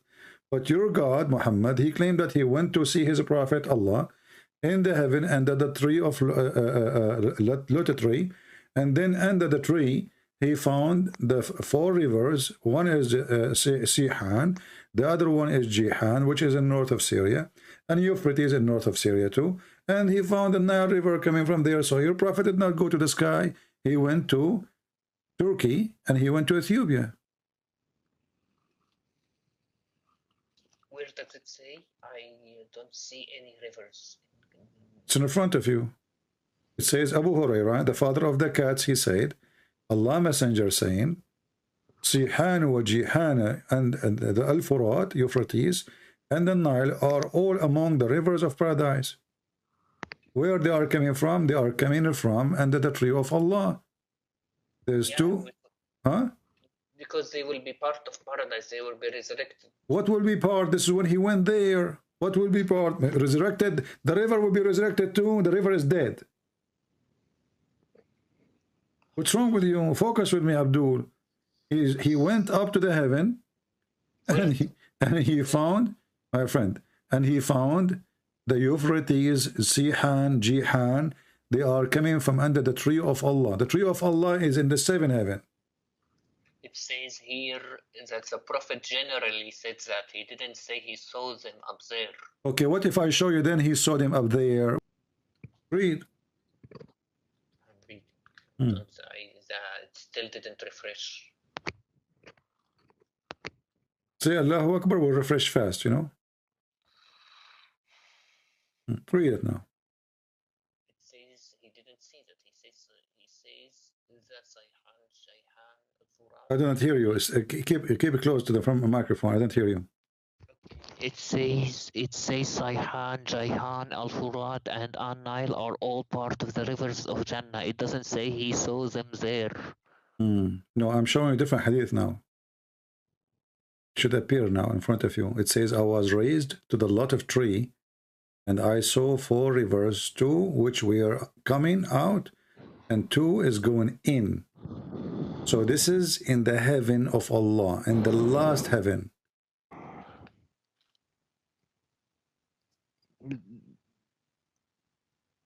What? Come on. Does it say I was raised to the lot of tree? Where's the lot of tree? In the 7th heaven, right? This is the tree which is you walk underneath of it is 100 years, and the leaves of it is in the size of elephant ears, and they are made of gold and silver. And like, doesn't your Bible say don't change topic. You said it doesn't say that. As you see, it says that. So your prophet did lie. He claimed that he went to heaven. He claimed that he have knowledge, and now we find that where he claimed to go, it was the Nile River, which is in Ethiopia, Euphrates River, which is in the north of Syria, south of Turkey. So when I say to you, no, he did not go to heaven, you said, no, he went to heaven.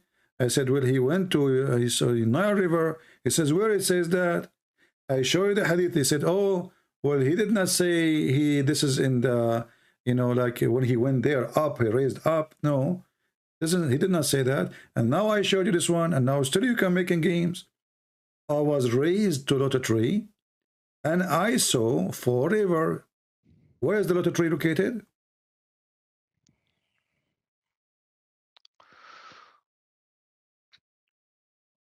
Okay, basically, I need you to understand. And understand where is lot of tree exist, where we can find this tree. Everywhere in the world.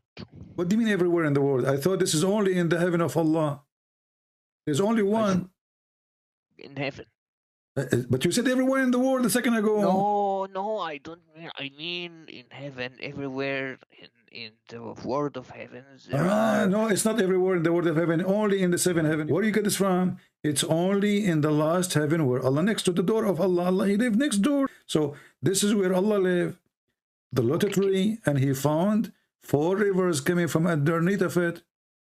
Like okay, when it says the New Jerusalem in your Bible, does it mean it is Jerusalem? Don't go there. Don't go there. You don't understand even your book. You don't even understand your book. Don't try. Figure of speech. Not figure of speech. No, he went there and he saw them. He said, I saw them. This is not a new Jerusalem, and this is not a new river. He saw them there in his time when he was alive. He saw them there under the tree of Allah, and he claimed that those are the Nile River, those are Euphrates River, and this is Sihan wa Jihan.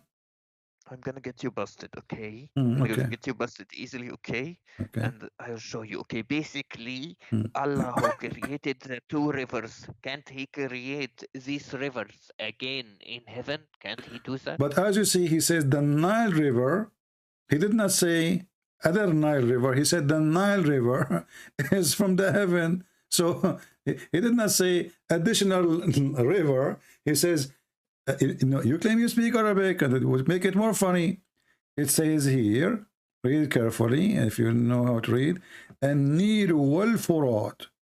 He did not say another Nile. He said the Nile, the Euphrates. Which one? The one we know, not different one. The Nile River, the Euphrates rivers, and those are from the rivers of heaven. So he is not saying 2 other rivers. He says the Nile, the Euphrates. When you put in Arabic the same as in English, when you add the al before the word, it means something we know. That's why it's called al-Tarif, correct? So does it say an-Nil wal-Furat or a Nile? It says the Nile, not a Nile, which means whatever Nile.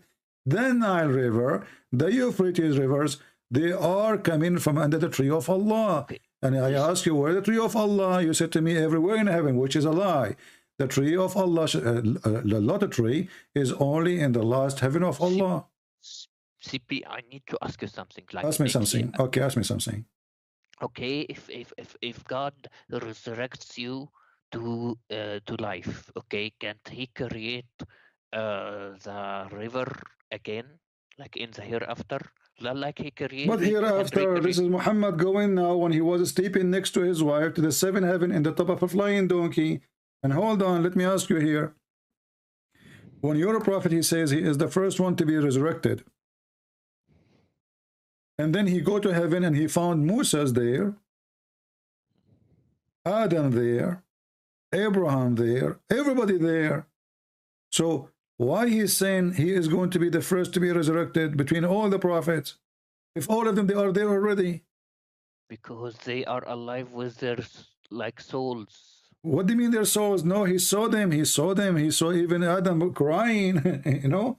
And Moses, the Jewish guy, he said to him, when Allah gave him 50 prayer, correct? And then Moses came to him and he said to him, Habibi Muhammad, what Allah gave you, Muhammad? He said to him, 50 prayer. Moses, he said to him, Habibi Muhammad, go to Allah and ask him for discount. So Moses was there for real, not his soul. Stop lying. And this is contradiction, because if Muhammad is the first one to be resurrected, then how in the world Adam, Moses, Abraham, everybody is there, the whole club? They are there. What I understand, they are there with their souls. They saw them in their souls. Well, that's mean there is no need for resurrection, because simply already they are in heaven. Already, no, if you enter heaven, my friend, if you enter heaven, that's mean you are in heaven. You do not need to be kicked out again. So are you saying to me that Allah, he took Adam and Abraham and etc., and then when the judgment day, he will kick them out again? They are not in heaven. Currently, they are... Well, Muhammad, he saw them there. Did Muhammad see them there or not? In their souls, in their souls. No, he saw them with their body, because he saw a guy, he saw a man. He did not say a soul. Do you know the prophets are dead? Their bodies in the earth, but their souls are in the sky. Hold on. Did you say their body is in the earth? Yes. Isn't it your prophet? He says that our body, the earth cannot consume it. It's not consumed. It's there, but not consumed. Okay. So why the hadith says that the prophet of Allah, when he die, he stink?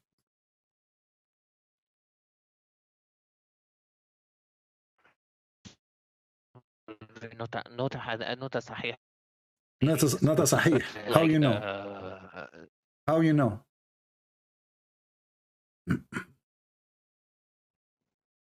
Hello?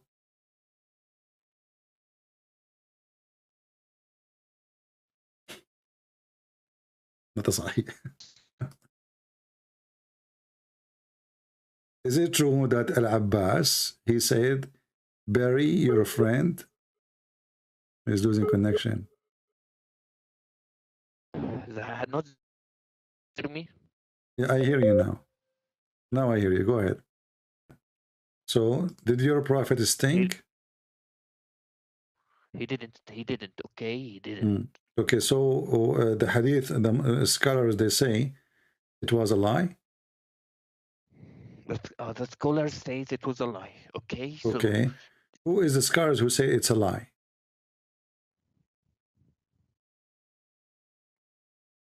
A lot of scholars. Okay, let me get you busted. Here we go. You see, we are showing the screen Sunan al-Durami. Durami, you know the Durami? Okay.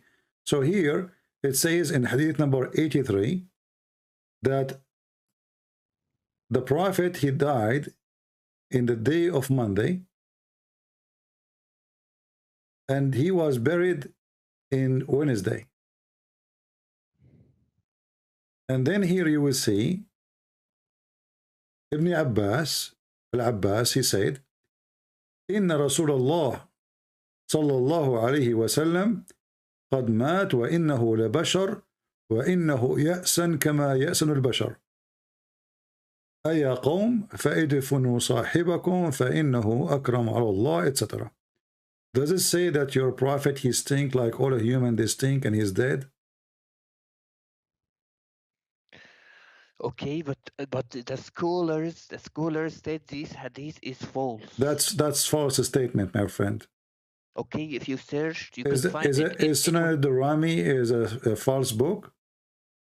No, but it's someone who types reports. He doesn't say. It doesn't say it's correct, because a lot of scholars say it's false. Okay. So why you buried him? If he is not going, if he doesn't stink, why you bury him? Because kuffars might try to destroy his body. Okay. What destroy your body? Your prophet, the Muslims at that time, they are flourishing everywhere. They are taken all the way to Damascus, all the way to Egypt. The guy now is dead. What will happen to him? Because someone someone of the Islam haters might try to burn. So what the difference is going to be if you put him under a few feet, or you put him on the top of a few feet? He can dig and take him out from the grave. What difference is going to make? Listen, Abdul. Listen, Abdul. Is it true that the hadith says too that his belly became full of fart? And he was farting? Hadith, okay, if you just, like, anyone can do a Google search and will find this hadith is not correct. Okay. Who is the one who says it's not correct? Okay, let me see.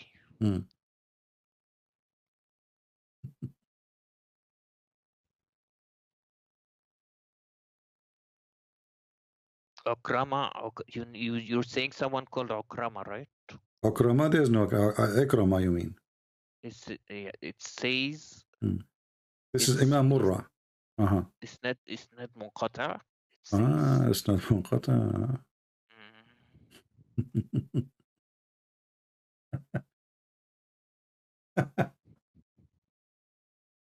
It's everything. Every hadith is false. Okay. Okay, hold on. So if it's false, why it is in your books? If those hadith is not true, why you Muslim, you write them in your book and you put them in a book, it's called authentic. So the book is authentic book, and then the hadith is not authentic, and now who says that?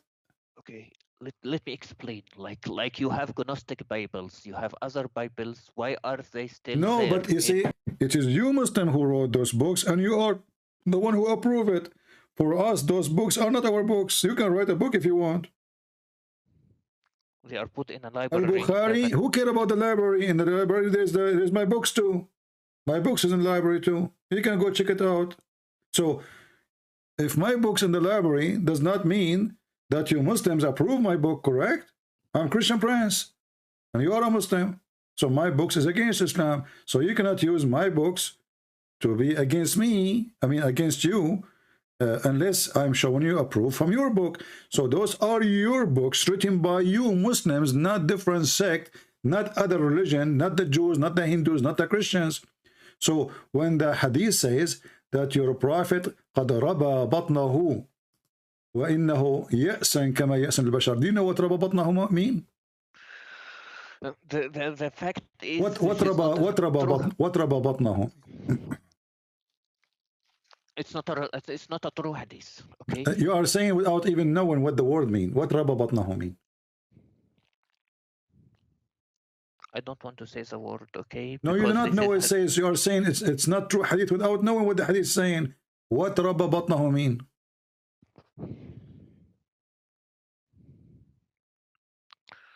CB, I just need to explain to you that what ربى بطنه? How you know the hadith is not correct if you do not even know what I'm saying? What ربى? What? No, because obviously you do not know what it's mean, and you are saying it's not true. So how you say it's not true if you do not know what I'm saying?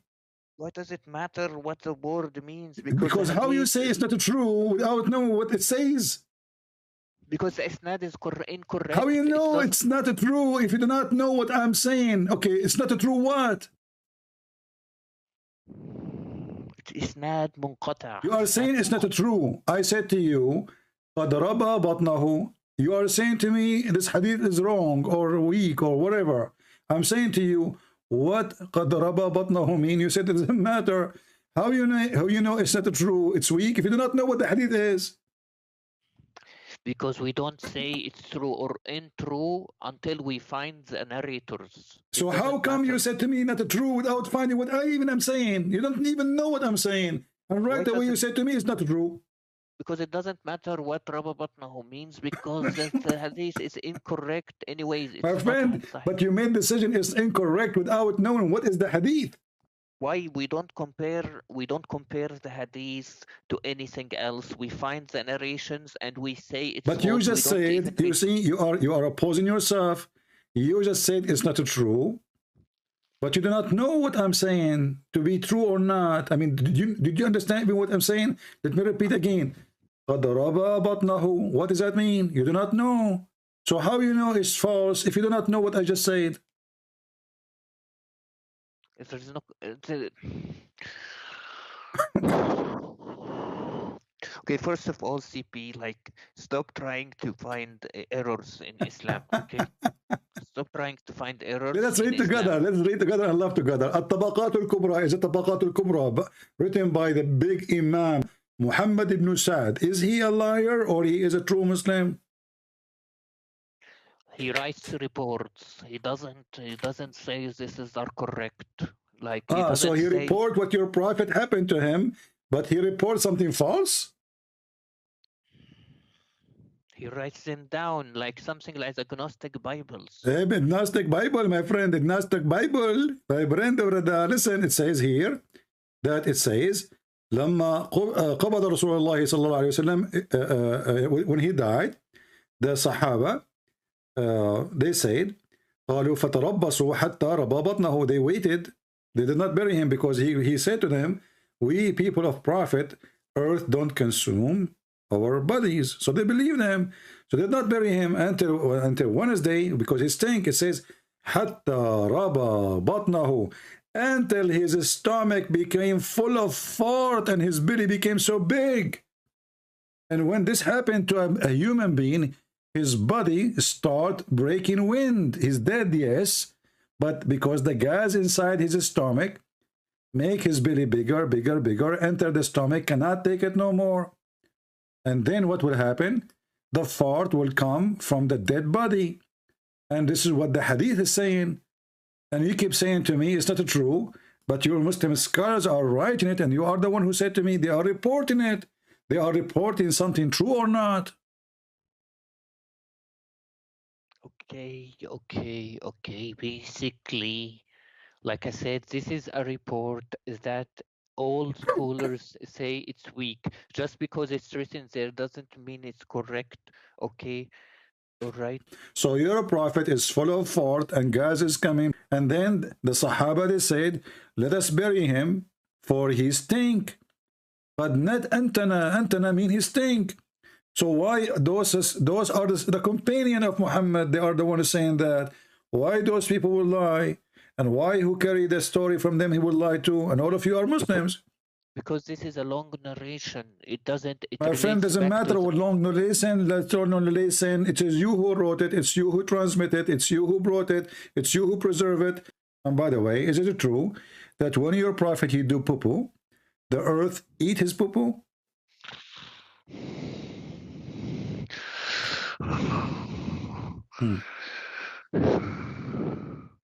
I need you to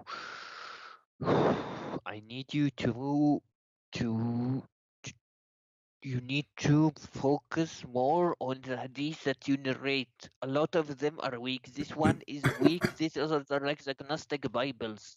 Okay. What agnostic Bible? We don't have something, we don't have such a thing. This is a book anyone can write. We don't have such a thing. Okay. My friend, hold on. You're a prophet. He took our Bible. He did not take the Gnostic Bible and he put his hand on it and he swear by it. We swear by it. That doesn't mean it's not corrupted or edited. So your prophet, he swear by something is corrupt? That means he's corrupt. The one who swear by something is corrupt. That means he's a fraud. Because it has some truth in it. But he swear all the book. He says, I believe in thee and the one who sent thee. And we do. Okay, but he said, I believe in thee. He did not say, I believe in some of thee. Your lies, most of your books have unknown writers. So listen. Is it true that your prophet he bring verse from Allah in the morning, bringing command, and second day he changed his mind? Is it true? He permitted it later because you know there is. Listen to the question carefully. He says something in the morning today or afternoon. Second day in the morning, he said the opposite. Is that true, or I'm making things up? Okay, because there's something called abrogation. Okay, so you are saying to me that you have a prophet, he have a God, he gave him command at 12 o'clock, he gave him the opposite command at 6 o'clock, after 6 hours. How about you understand something, okay? This is normal. This is normal. Why? Because how it's normal? If Allah, he said, as an example, in the case of murder, does the murder change? Murder is a murder. He said, the free for the free, slave for the slave, women for the women. What that? Why I need to change it second day? When Jesus said in the Bible, like it's been told, like an eye for eye. But well, Jesus, first of all, Jesus, he is speaking about law is exist, 1,000 years ago. And this is not second day, this is not 6 hours after. And Jesus, he did not say, I came to destroy. He said, I came to complete. So what it was fit for a time, it doesn't fit for the other time. And what was fit in the time of Moses is still fit in the time of Jesus. What Jesus said, I did not come to destroy. He did not delete any law. He did not say this is forbidden. Listen, don't make things, don't make, Jesus, he complete. As an example, he says that, it's been said to you, but I say, which means I complete it. I did not delete it. He did not delete it. He did not abrogate it. But here we have, listen carefully, here we have a murder. Free for free. Slave for a slave. Is that justice? Woman for a woman. I don't change the topic, okay? No, I'm asking you, how in the world your God, he makes such a mistake? So you're a prophet, he make an order in the case of murder. And murder is a murder. Murder in the time of Moses is the same in the murder in the time of Muhammad, the same in the time of Jesus, the same in our time. So if Allah is just, he will not change this law forever. Doesn't matter what year, 10,000 years from now. This is not about drinking alcohol today, tomorrow is not allowed. This is about a murder. Murder is a murder. So when you're a prophet, he says, free for free, women for women, slave for a slave. Is that a just from God? That if I kill your slave, you kill my slave? It was abrogated. It was abrogated. It's abrogated. It was abrogated second day, correct? And don't say about this because you'd have abrogation. Listen, no, we don't. No, we don't. This is the same prophet. This is the same prophet. He come with the law. He published it. Few hours after, he deleted because people listen. Because people they will start laughing at such a justice. So, the whole law. Is this written in the book of Allah or written in the book of Muhammad? This verse. Okay. Jesus abrogated the whole law of Moses. Okay. He never abrogated one thing of Moses. Yeah, really. Okay, give me one thing. Give me one thing abrogated. Go ahead. Okay. Eye for eye, tooth for tooth. Okay. And then he said, "Love your enemy." And if someone slaps you from still, my friend, love your enemy will not change that. The one who committed this, Jesus, he said, the one who lived by the sword shall die. Which means if you kill, you will be killed. What Jesus saying, if somebody hit you in your face, use the Roman law. Don't beat him. Now you have a state, you have a government. They will arrest him. There's a law. If you hit him in the right cheek, you go to jail. So Jesus did not destroy the law of Moses. Still the one who kill will be killed. Still the one who do crime, he will be punished. So you are fabricating stories now. And how your God, he gave an order in the case of murder. He said free for free. Okay. Slave for slave. No problem. And then women for the women. Why Allah abrogated the law few hours after? It was abrogated because this was known as a tribal law, and it was allowed in the start, okay, and then it was abrogated, okay. It's fine because okay, so Allah, he changed his mind after 6 hours, and he found that he should not accept, he should not follow the tribal. Are you saying your God, he was taking the law, and then he thought about it? He said to himself, this is dummy. I'm not going to follow such a law. Are you saying that?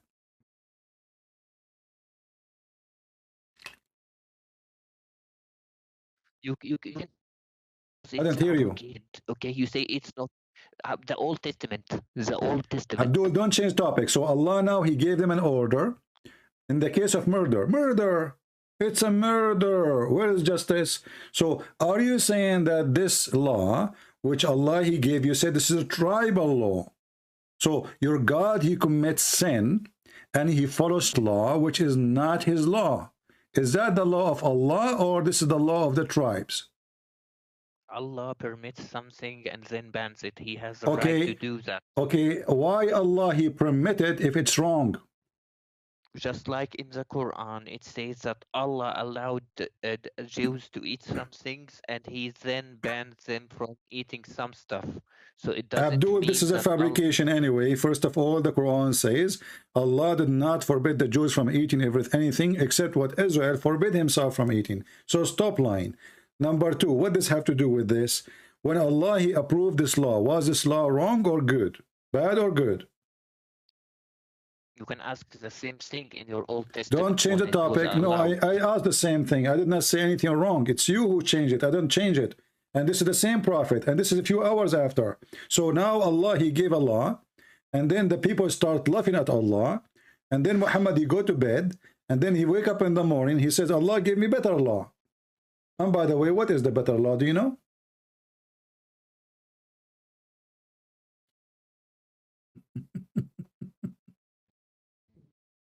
Are you there?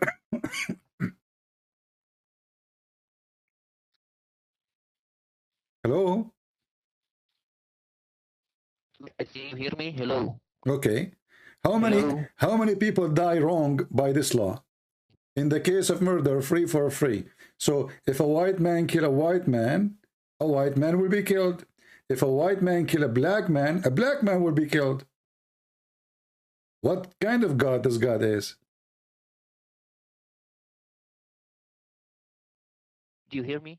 Now I hear you. So was this law bad or good?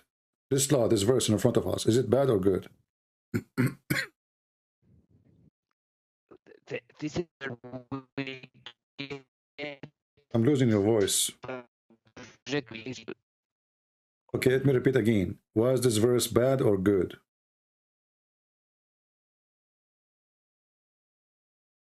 This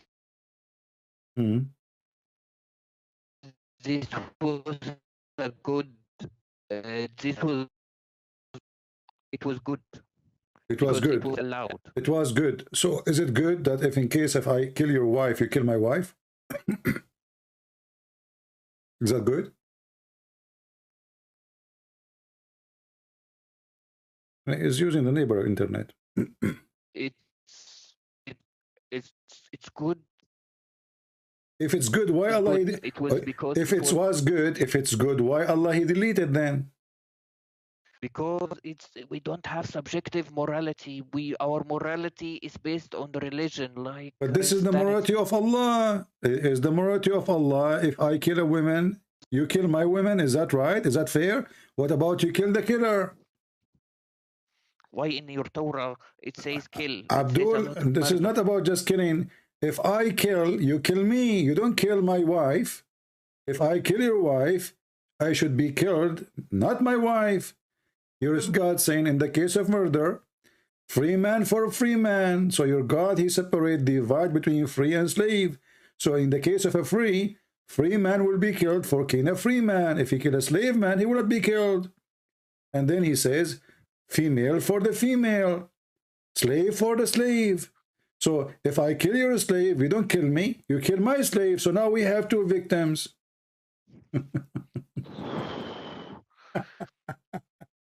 What you don't get is this is also your Old Testament has many laws that Abdul, are not acceptable today. You keep running away to my law, but you cannot answer about your law. Listen carefully. So when your God did abrogation, did he abrogation because he want to make better Quran, or he is not making better? You can also say that about your book. Don't change the topic. We don't have such a thing. There's nothing changed. Okay, so you apply all the Old There's, Testament yes, we laws. apply all the Old Testament. There's nothing. But because we don't have a law, we don't have actually a government which is going to practice the Old Testament, to practice it. Moses was a king. He was a prophet. He was the ruler. We don't have that. We don't have a government. Go by the Bible. If we do, the Bible will be our law. I'm asking you, when your God, he abrogated this verse, did he make a better verse or not better verse? I cannot answer this, okay? Why you cannot answer this? What's the problem?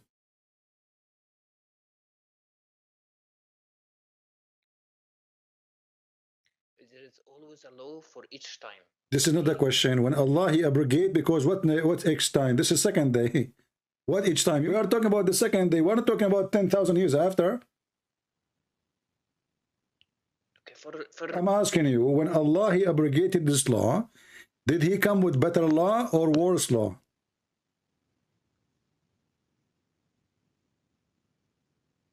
he became with a better law, better than the tribal law. Okay, so this is what the tribal law, not the law of Allah then. Because Allah permitted it. Like Okay, he permitted so listen things. carefully, guys. Allah, he accept that tribe law to be his law, and then Allah, when he went to his office for a few hours, he said to himself, I'm not going to follow the tribe law. That's what you just said. Like I said, you can also say that about Jesus abrogating. You cannot, no, you cannot. First of all, Jesus came long after Musa. Secondly, he says, I came to complete, not to destroy. And he did not say, I'm going to give you Quran better than the Quran. Here we have, you keep repeating this is a tribal law, which means the Muslim, they lie when they say that the Quran written in the book of Allah in the sky. Because you just say this is a tribal law, this is not the law of Allah. So if the Quran written with Allah before he gave it to us, this is what is written there. This is not the tribal law. Was this book exist? This verse was exist before mankind is exist or not? It was in the days where they had to use a specific law, and he had to Abdul. God don't adopt. God he order. God, he don't follow pagans. Those are pagans. So if your God is taking wrong decision by following the tribal law, which is racist law, obviously, that only free will be killed for a free and slave for a slave and women for a woman, Allah cannot be God then, because he is following pagan law. Is your God Allah supreme, or he is a follower of the pagan?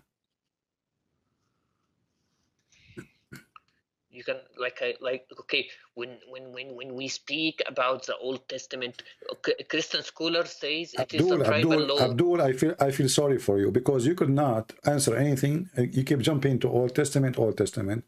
The Old Testament in the Quran says, in the case of murder for Moses, he says if someone he killed one innocent person as if he killed all mankind. This is from the Old Testament, and your prophet copying the Old Testament. And Jesus forbid us from killing anyone. So here you notice that in the case of murder, your prophet, he is killing the victims, more victims. He's not killing the murderer. So in the case of a free, if I kill a free man will be killed, which means equal to me. If I kill a slave man, I will not be killed. Another slave, my slave, will be killed as a penalty for me.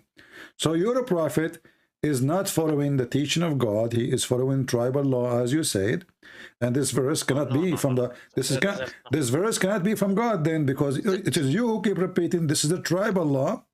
That's not what I said. I meant this was permitted, like Muta was permitted at first. And no, you see, here we go. Muta was permitted, and then your prophet forbid it, and then your prophet permitted, and then your prophet permitted, and then your prophet forbid it, and then your prophet permitted. So, hold on. No, here we go. You want to show you a reference?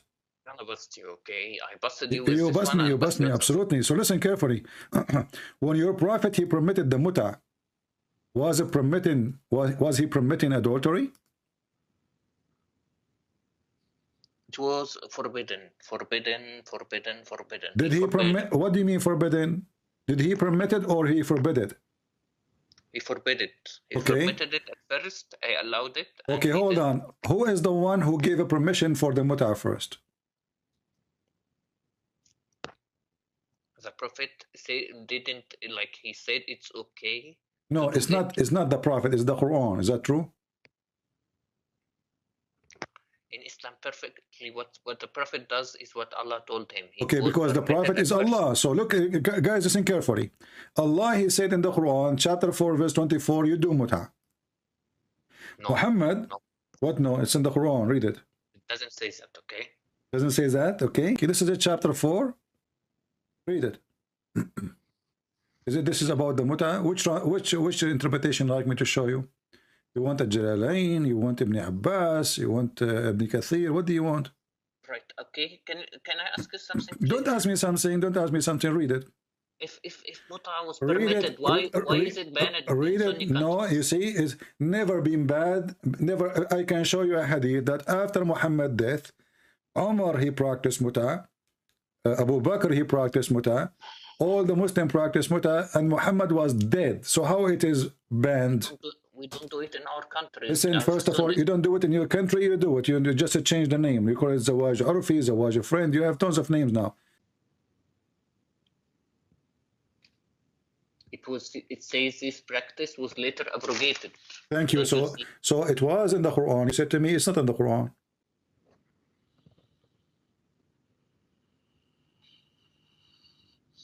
So you have a God who ordered you to rent women for sex. Is that true? This is a tafsir, okay? But according to him, it was. But this is the Quran. This is the Quran. In Arabic, it says فَمَسْتَمْتَعْتُمْ بِهِنَّ بِهِ مِنْهِنَّ. So it says here, this is where the muta coming from. The word muta coming from stamtatum. So who is the one who came with this? Allah. And why it's in the tafsir? Because they are explaining the verse. And who is explaining the verse? Your scholars. Did your prophet, if a woman and a man, he said, if a man and a woman, they agree to F each other for 3 days, they can F each other for 3 days? No. Read the hadith. Here we go.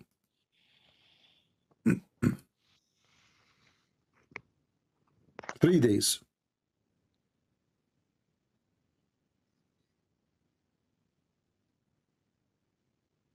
Your prophet was a hippie. Muslims effing each other. Read. It's not showing on the screen yet. Not showing on the screen. Now, does it say on the screen?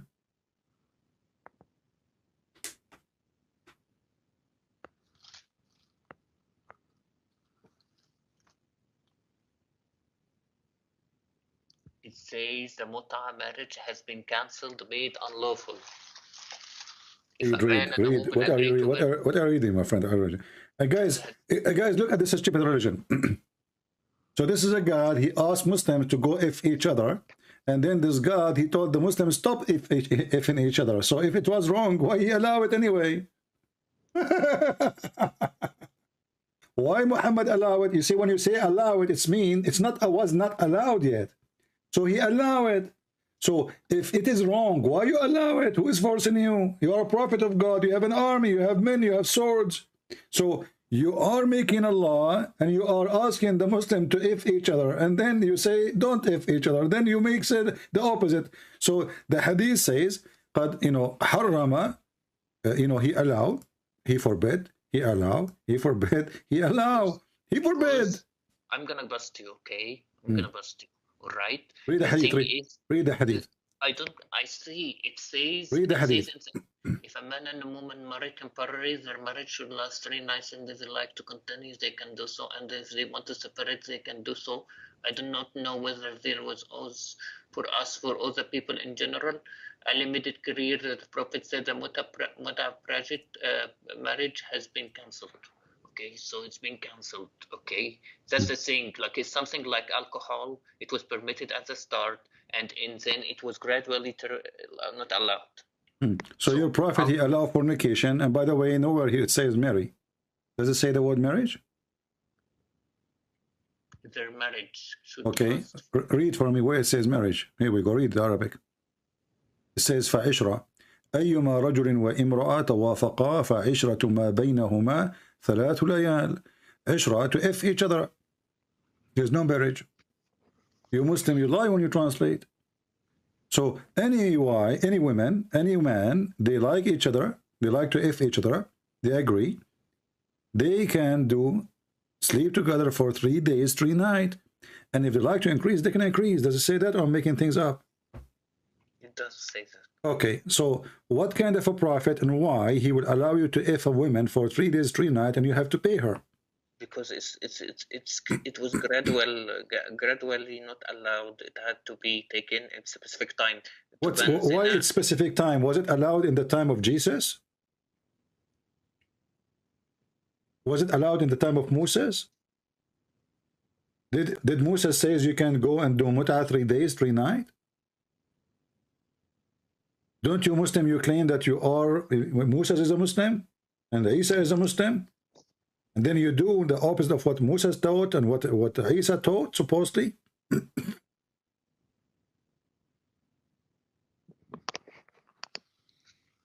It's because Quraysh, because the kuffar around used to make zina. What kuffar? Those are Muslims. It's you are the Muslim who is doing zina now, not the kuffar. The kuffar don't do what you do. They are better than you. This is Muhammad teaching your daughter to go and rent herself. And let me ask you, is it true that you Muslim believe that Muta is a kind of rental? If Muta was halal, why we don't do it in a lot of our countries? You just said your prophet he allow it. At first. So if you are exist in the time of Muhammad, you will be doing it right now. If Muhammad was here right now, you will be doing it.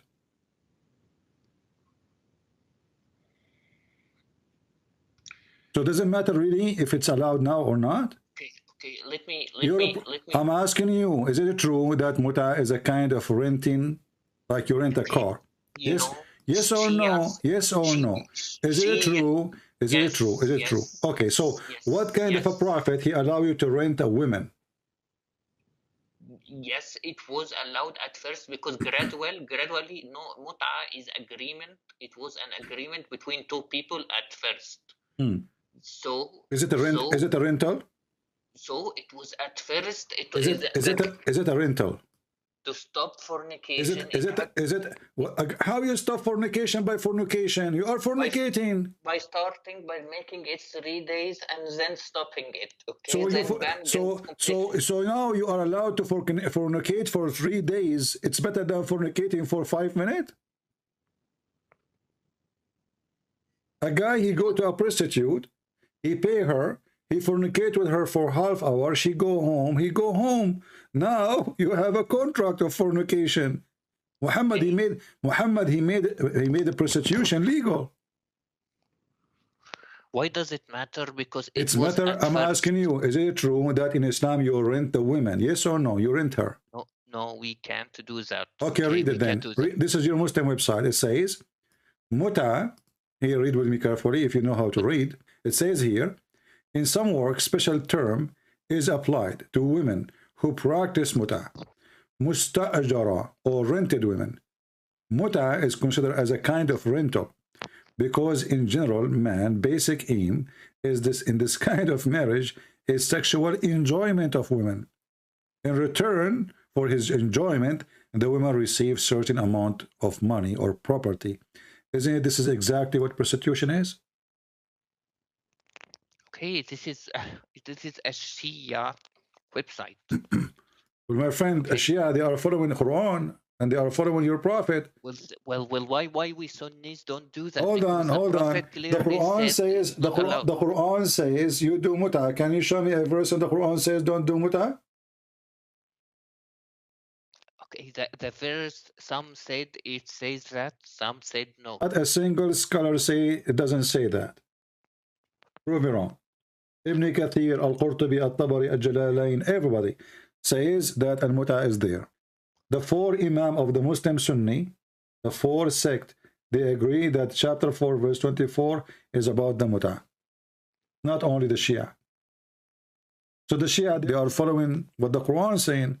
And when you say it's abrogated, can you show me the verse abrogating the verse? Where is the verse says don't do mut'ah no more? By hadith, there are many Thank things you very much. So you Muslim, you follow a hadith written 300 years after Muhammad. Okay. And you say to us, how you follow a book written 60 years after Jesus? So you follow a book written 300 years after Muhammad. Now you are saying you are fighting against the Quran because somebody exists 300 years after Muhammad said that Muhammad, he said this is forbidden.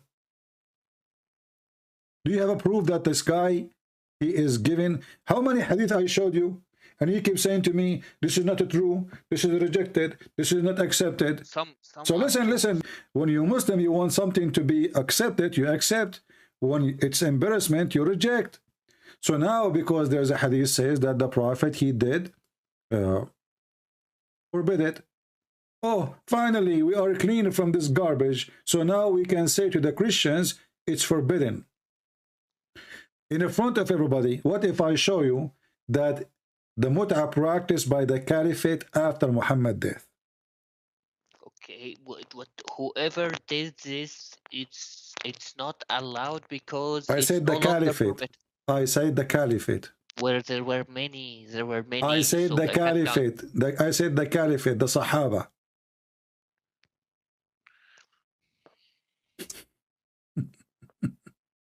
If they did, they didn't know it was become haram anyways. So hold on. So the Sahaba, they are practicing something haram after Muhammad's death?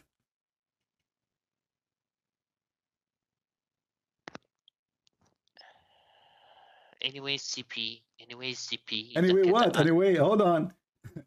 Did the Sahaba, the companion of Muhammad, did the caliphate, the first companion of Muhammad after Muhammad's death, they still practicing mut'ah, yes or no? Even if so, even if the hadith is true, it says, you know, when they say it's false, they say, when the people that say it's true, they say he didn't know. It could be a sahabi that didn't know at first that it's been abrogated, okay? And it's been abrogated, and the evidence that we don't do zina in our countries, we don't commit mut'ah in our countries, only Shias do that. We have a clear ruling by all our shuyukh that it's not permitted for us to commit mut'ah. Okay, none of the people I know commits mut'ah. Okay. So why? If it was halal, if Abu Bakr, who is the one who is going to practice forbidding what Muhammad forbid? Isn't it the caliphate?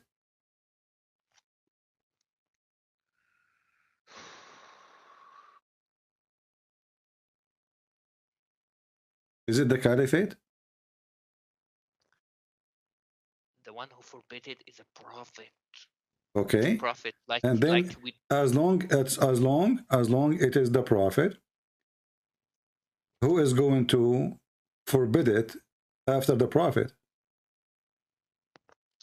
No one can forbid it after the prophet. The prophet forbid it, and no one can say it's halal. This is what I'm saying. Then, if the prophet he forbid it, so then the caliphate after that, they should forbid it too, right?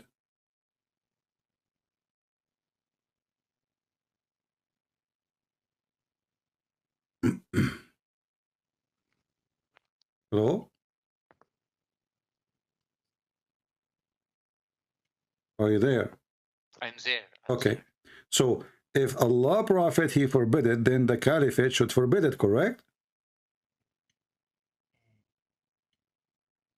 The prophet cannot forbid it, okay? But okay. Let's see. So when the caliphate, when Muhammad died, and it's forbidden, I mean, those are the first one in the time of Muhammad, not like Al-Bukhari who came 300 years after. So if it's forbidden, then the caliphate is the first one, should not practice it, correct?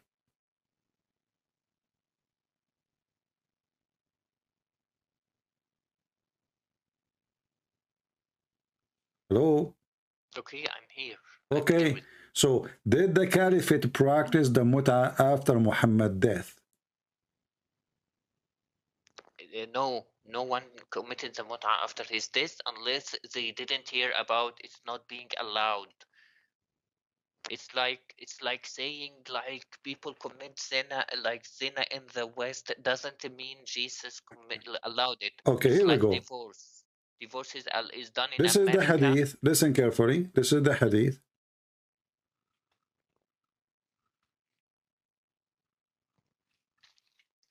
Okay, is it sahih? The mut'a came in the book of Allah, and we did it with Rasulullah. Your prophet, he used to do mut'a too. And no Quran came to forbid it until the prophet, he died. Do you see it? And it says, this is Sahih. Al-Masdar al-Bukhari. Do you see it? Just because it's from Bukhari doesn't mean it's sahih. Oh, so now al-Bukhari is a lie too. Whatever we show you, it's a lie. No. Well, it says Sahih in front of your eyes. You claim you speak Arabic. Where does it say sahih? It's in front of you. It says Sahih. Here we go. Sahih, Sahih. خلاصة الحكم صحيح. Page number 4518. Sahih. And this is the hadith in English. Al-Bukhari. Sahih. Can you zoom out? Can you show me the hadith again? Here we go.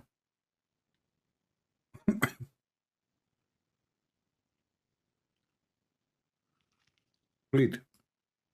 أنزلت آية المتعة في كتاب الله ففعلناها مع رسول الله صلى الله عليه وسلم. Okay.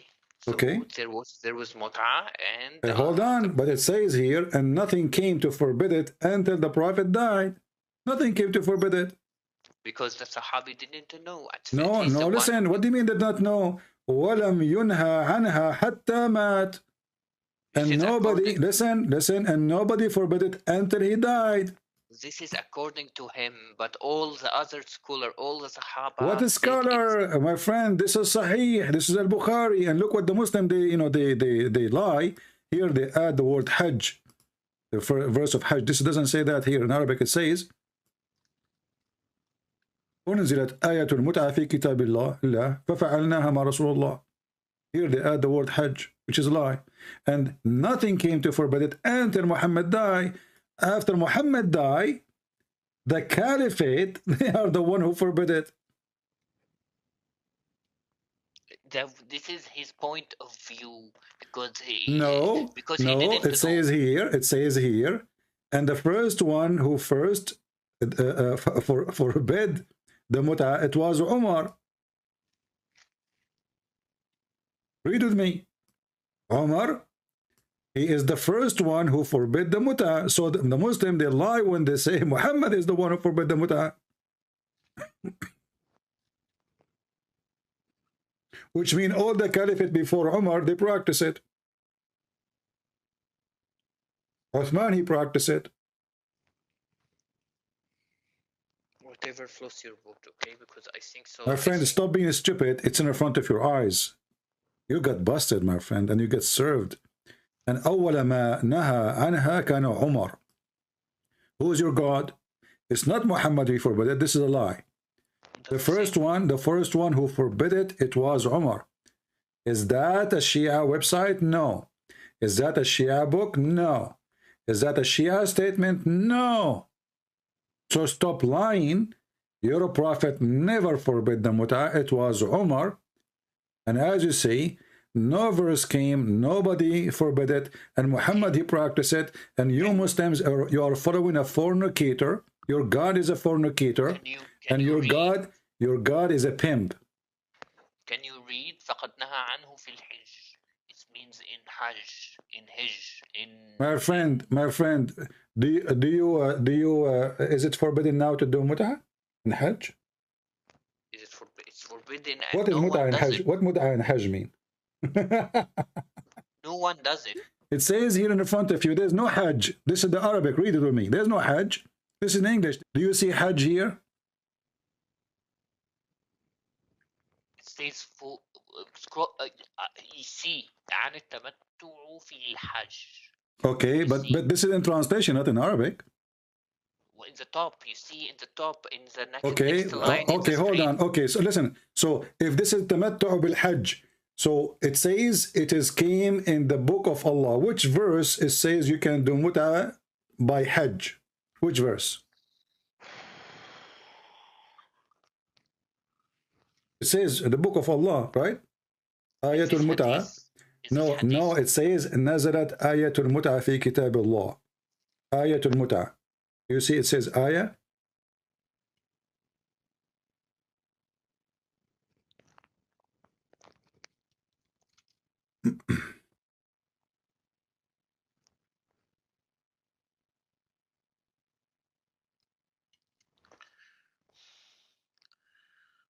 What Muslim they do? What the Muslims do in the Hajj Muta? What does that mean?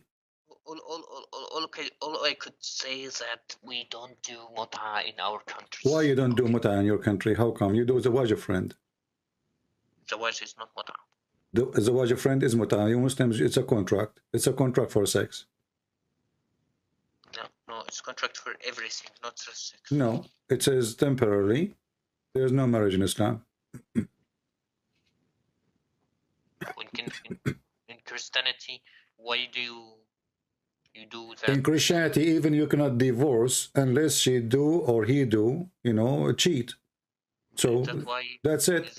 So listen. Because in Christianity there is a real marriage, divorce is extremely hard.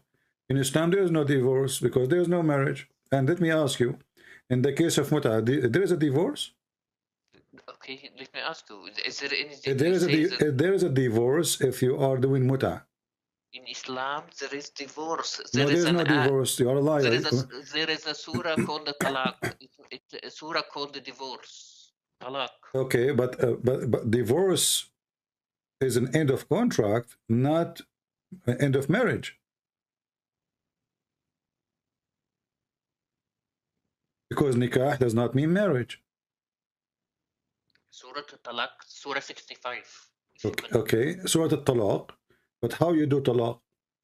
You say just one word, correct? And the contract is ended. Okay, that's mean there's no marriage. It's just one word. You see, marriage, hold on, marriage is between two people, correct? With the agreement of the father of the person. No, your prophet, he can, if anyone without agreement of father, is that true? He have a privilege. So listen. So, okay, with the agreement of the father, guys, agreement of the father, that's supposed to make it better. So now you have an agreement with the father. Who is the one who dissolved the agreement? One man. The father and the person. You divorce without permission from the father. Stop lying. No, I'm not saying about divorce. I'm saying so the woman, she is not the one who chose the divorce. It is the man who divorced her, correct? How it's contract? How is it? It's a contract between two, but only one he make decision. Because simply this is not a contract between two. She is an employee and he is the employer. It's a contract of employment, not marriage. So he can fire her anytime he want, to the point that Muslims today, they can even divorce their wife by text. By text message, correct? So you're saying divorce is bad? I'm saying there's no divorce in Islam. It's a contract. Oh, yeah, that's why there is a surah called divorce in 65. You can call it a divorce, but it's not divorce. Okay, you're saying because Islam has divorce, it's like an employment, well, right? Okay, what is the reason for divorce in Islam? Anything? No, it's not. It can't be anything. It has to be a valid reason. You are a liar. You are a liar. Even a man, he can beat his wife, and nobody have the right to ask him why he did beat her. Beat her lightly. First of all, there's no lightly. And Omar, he said, no man shall ask a man why he did beat his wife. Correct? The Prophet said, beat them lightly, do not cause injury, do not beat the face. I laugh at this because he said, do you beat them lightly? I laugh at this because he just ordered you to beat them. Secondly, he said, don't break their bones. That is lightly. Secondly, read with me. It says that Umar reported that the Prophet of Allah saying, a man will not be asked about why he beat his wife. Same about his marriage, divorce. So, she is his wife. She became his, his dog. Why a man cannot ask? Why even the father cannot ask? Why you are beating my daughter? Why? I'm not sure about this hadith. Is it true? Like I said, everything has to be corrected, sahih or not. You see, what we learn from you, your books are not trustworthy. The Prophet said, everything I show you, either you say it's a lie, either you say it is I cannot answer it, or you say who said that hadith, how we can confirm it, can you prove it to me? So you yourself, you have the book, you publish the book, you translate the book, you preserve the book century after century, and then when you read your book for you wash your hands from the book, you play games. There's no honesty. If I ask you right now, if I want to learn about Muhammad, to which book I should go? Okay, like these things, like okay, so because it's divorce, it's employment. Abdul, okay, listen to me. Answer the question. If I want to learn about Muhammad, which book I should read? You should read Sahih, any hadith. I just showed you Sahih al-Bukhari, you refuse it. No, I showed you Sahih Muslim, you refuse it. No, I show you all kind of Sahih, you refuse it. Some stuff are Sahih, I admit. Okay, so I'm asking you for the last time, as long the Sahih book, authentic book, is not accepted by you, so which book will teach me about Muhammad? It's about each report is Sahih or not Sahih, but so you are saying to me, you are saying, but what is reported for you, according to you, is not correct. Other scholars agree it's correct. So listen carefully, what we learn from you, that in Islam there's nothing correct. All the stories Muslims they have about Muhammad, it might be false. I admit that a lot of what you said is Sahih, but there are several parts that are not Sahih, and those are Sahih, they are wrongly interpreted by you, like Muta. Muta is abrogated, that's why we don't comment it in our countries. When you say to me it's abrogated, show me where the abrogation. Secondly, if you abrogate it or not, that will not change anything. Your prophet, he is promoting fornication and promoting prostitution. And by the way, there's a verse in the Quran giving license for prostitution. Like in the Bible is Old Testament. It was allowed. Many things were allowed. No, that's a lie. That's a lie. That's a lie. That is a lie. That's a lie. When a woman, she was doing prostitution or fornication, the Jews, they were chasing her to stone her, right? Jesus, he did not say don't stone her. Did not say don't practice the law of Moses. But he showed them that they are a bunch of hypocrites because they are chasing the women. Where is the man? And all of them, they are sinners, and he knew their sin. So they are not qualified to judge the women.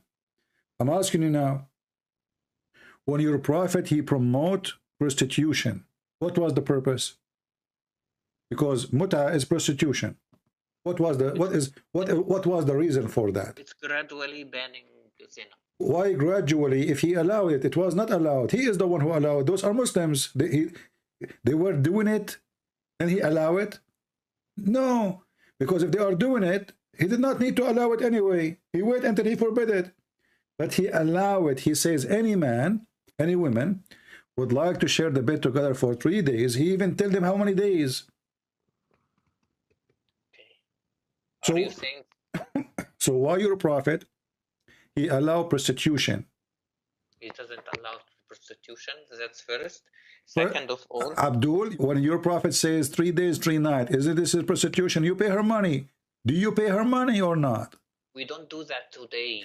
No, so you see how hypocrite you are. You are washing your hand from it, obviously, because it is ugly.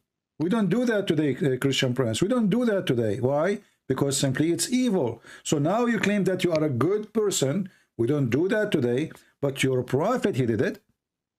The companion, they did it. All his followers, they did it. And now you don't want to do it. So you are saying to me you are cleaner than Muhammad. This is what you are saying. Thank you very much.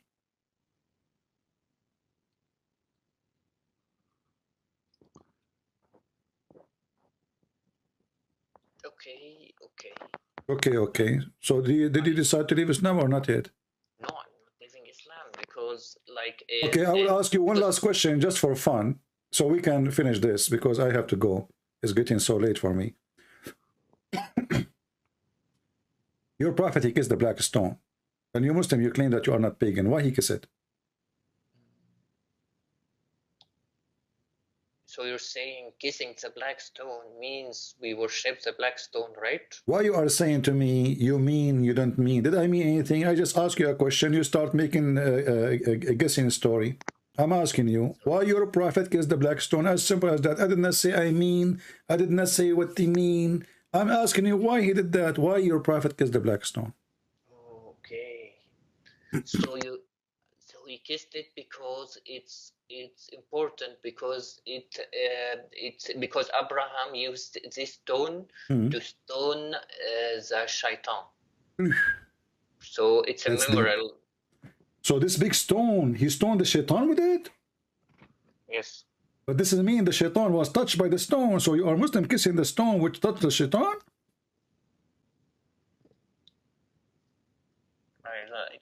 I don't see your point. Why is this bad? So, okay, Abraham, he hit the shaitan with the stone, and the stone hits of shaitan. No, we are kissing because the Abraham touched these kind of stones. No, you said, everybody heard you. You said Abraham, he hit the shaitan with it. Did you say that or me? I said that. You said that, right? Okay. Yes. So now that's mean the shaitan, he touched the stone. The stone touched the shaitan. Okay. And by the way, did he kill the shaitan or not? When he hit him with the stone? He didn't kill him. Man, that's bad. I wish he killed him. But did you notice that the stone is so big? So Abraham, he saw the shaitan. Where do you get this story from? This basically means that it's a memorial of what happened. He rejected the shaitan. He threw the rock. Well, my friend, can you show me the reference of what you are saying? What I know, that your prophet said that the black stone is going to have hands. Sorry, it is going to have tongues and eyes, and is going to witness for people in the judgment day. And he did not mention that Abraham, he hit the stone, his shaitan with it. Okay, you're saying that we basically worship the black stone. I'm not saying anything. You see, you keep playing the same thing. I'm saying, is it your prophet who said, if you touch the black stone and the Yemeni corner, it erases your sin? Yeah, it will erase the sin, not the stone itself. We will erase it. Allah will erase the sin. No, it says whoever touched them, it erased his sin. It doesn't say Allah will erase his sin. Why you are adding words? It's not there. Well, I suggest you reread the hadith. Here we go. The hadith in front of you.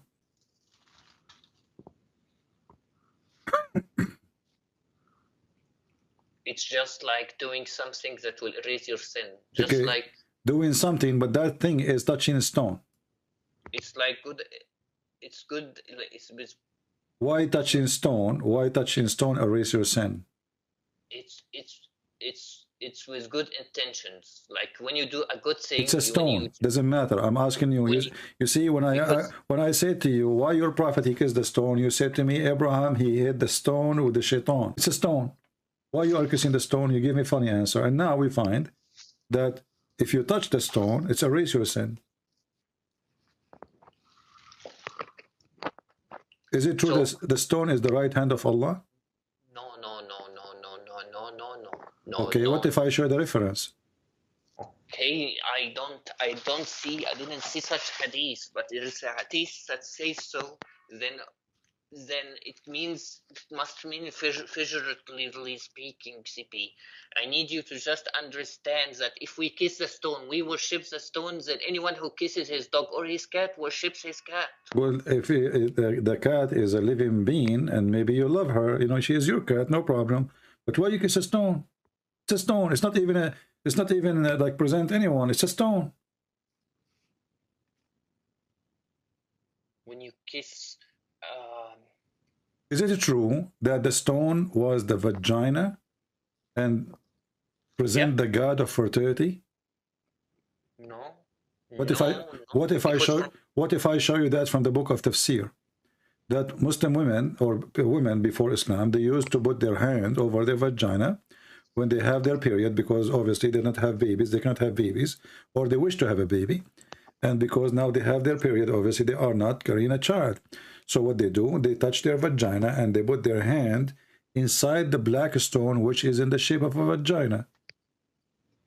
CP, kissing someone doesn't mean you worship My friend, this. why you are ignoring what I said to you?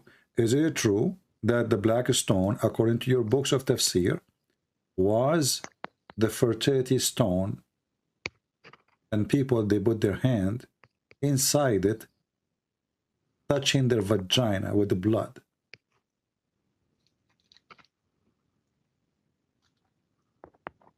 If there is no Sahih Hadith, I don't consider it true. Anything is embarrassment. You say, this is not Sahih, it's not a true. This is how you answer anything I will say to you. Will you search, do search for each hadith? We every word you say, we search for the reference. But there is something. So when your scholars, they explain the Quran, and then they come with this interpretation. They did not search the reference. They are scholars. You call them scholars, and now they are not searching reference. Yeah, I admit there are a lot of hadiths you mentioned are true, but some are not true. My friend, you see, if the scholars are scholars, called scholars, why they aren't the scholars if you don't agree with them? Are they scholars or not? So if the scholars are the scholars, then they should not explain something without being sure from that thing. This is Tafsir Abi Saud, volume number 1, page number 160. It says that Gabriel, he came with the black stone from heaven, and this stone was hidden in the mount of Abu Qubais, which is where Allah he hid the stone during the flood of Noah, which is funny. And then this stone was white like pearl. And then when the period, the menstruation of women touch it in the time of Jahiliyyah, it became black. Okay, that's what we said in the times of Jahiliyyah. At the times of Jahiliyyah. Thank you very much. Islam. Okay, so but why the people of Jahiliyyah used to do that? Because this is the stone of fertility. Jahiliyyah means before Islam. Exactly, and Muhammad is following what before Islam? He is just a pagan like them. So why it became black? When menstruation of women touch it, it become black. And that's what your prophet said. Your prophet says that the black stone was white like pearl, and the sin of mankind make it black. What sin he's talking about? Those Arab, they believe that the woman, she cannot carry a child. Either her or her husband did something wrong. So the gods are punishing them not to have babies. So what they do, they go when they have their menstruation, they touch their vagina, and then they put their hand with the blood inside the black stone. And if we look at the black stone, we will see that the black stone looked like a vagina. Can you explain why the black stone looked like a vagina? This is first a tafsir, okay? And this is your tafsir. This is your tafsir. Don't tell me this is the tafsir. Don't tell me this garbage. You see, I'm showing you you Muslims. Those are your website. Those are your library. Those are your big scholars. So when you try to wash your hand from it, people laugh at you because those are yours, not ours. So why you Muslims say something it's not true about your religion? Why you say it's a vagina if it's not a vagina? You see, I can blame the Christians. No, I cannot, because Christians supposedly are fighting Islam, or Jews, or Hindus. But this is you Muslims. You Muslims are worshipping a vagina. And the black stone is made in the shape of a vagina. And the black stone became a black. It was a white vagina and became a black, as you see from that interpretation, because they used to put their hand inside the black stone, which is in the shape of a vagina, to overcome their sin. Just one last thing. When your prophet, he says this black stone is going to witness for you in the judgment day. Did he say that, or you believe it, or you don't? I believe this. Okay. So how come there's nothing left of the black stone? What? Nothing left. Look what left. Few little tiny rocks. The rest is wax. He told you the black stone is going to witness for you in the judgment day, but there's nothing left of the stone. There's a few little tiny rocks in the size of your booger. There's no stone. And they have to do maintenance to the black stone every few days, and they add wax to the stone. If this stone is going to be a witness for you in the day of judgment. If there's anything wrong with testifying, who told you like my this? friend, hold on. How is going to testify if there's no stone left? There's a small tiny rocks is gone. Do you see the guy? Do you see the guy? Look at the screen. Look, there's a video on YouTube. Search for the black stone maintenance. You would die laughing. Allah could not preserve the black stone, which is his holy stone. Abraham, he hit Shaitan with it. Allah, he sent it to Adam to build the Kaaba. The black stone is the right hand of Allah. The black stone is going to witness for us in the day of judgment. It's going to have eyes and tongue. CP. And then we find that there's no stone left. CP, what are you talking about? We are throwing the stone every day and it will testify, okay? What stone you are throwing? We are talking about black stone. You don't throw the black stone, you throw rocks. Those, they get them to you from the dump. Here we are talking about the black stone of Allah. There's no stone left. There's a small, tiny rocks. They embedded inside the wax. So when Allah, he promised you that this stone is going to witness for you, and then we find that the stone is gone, that is laughable. Don't you agree? Be honest. You need to do maintenance for Allah. Promise? Allah could not preserve. Allah could not preserve his stone. There is no evidence that it's not there. And I need to tell Abdul, it's in front of you. What's wrong? What do you mean it's not there? Do you see? Go watch YouTube. They are doing the waxing every few days. This is wax. There's no stone left. There's nothing left. There's a small, tiny rocks, in not even the size of a little nail. And they put wax around them, and they claim that those little tiny rocks is from the black stone. But even that, there's no proof of that. Where is the proof that those are even from the black stone? Okay, I need to explain to you. When it said this stone will be a witness against us, it has heard all the words from your Lord has said to that. It says there in Joshua 24:27. It says stones will testify. So it's not a problem that stones testify. Abdul, and I can show you that even Jesus, he quoted that the stone will testify. That means you cannot lie about what you did, what you done. Everything is witnessing for what you did. But this is not real stone is going to go and talk and walk. You're a prophet, he claimed here that the stone is going to have a real tongue, real eyes. And now we have a problem because the stone is gone. There's no stone. And this is a special stone, not any stone, the black stone. And it's a holy stone for you. And you kiss it. And as you see, when you touch it, it erases your sin. And it's going to witness for you. So when we see that this is nothing left, it's gone. So the promise of Allah that the stone will witness for the judgment day, it was a false stone promise because nothing left of the stone. How the stone will witness if there's nothing left? All what you see there is a brown wax. There's no stone. So where is the tongue will be? What rocks? We don't have a rock. Let me ask you, is it true that before Islam, people, they look for a stone. If they find a better stone than the stone they have, they throw the previous one? You don't like tell me about what before Islam is. Talk to me about But it's the same before Islam is the same as after Islam. As you see, this is what the Muslims they have. It's the same what the pagan they have. The black stone is the same stone. Well, Christianity like took some the places of worship. They made it the same. They used it as a place of worship for churches. For example, the Roman locations. So it doesn't what does mean have to do with this? But we don't kiss a stone. The Roman they used to worship. But you kiss The Arab, hold on. The Arab they worship stones, and if they could not find the stone, they milk a camel milk, and they mix it with dirt, and they make it look like a stone, and they worship it with it.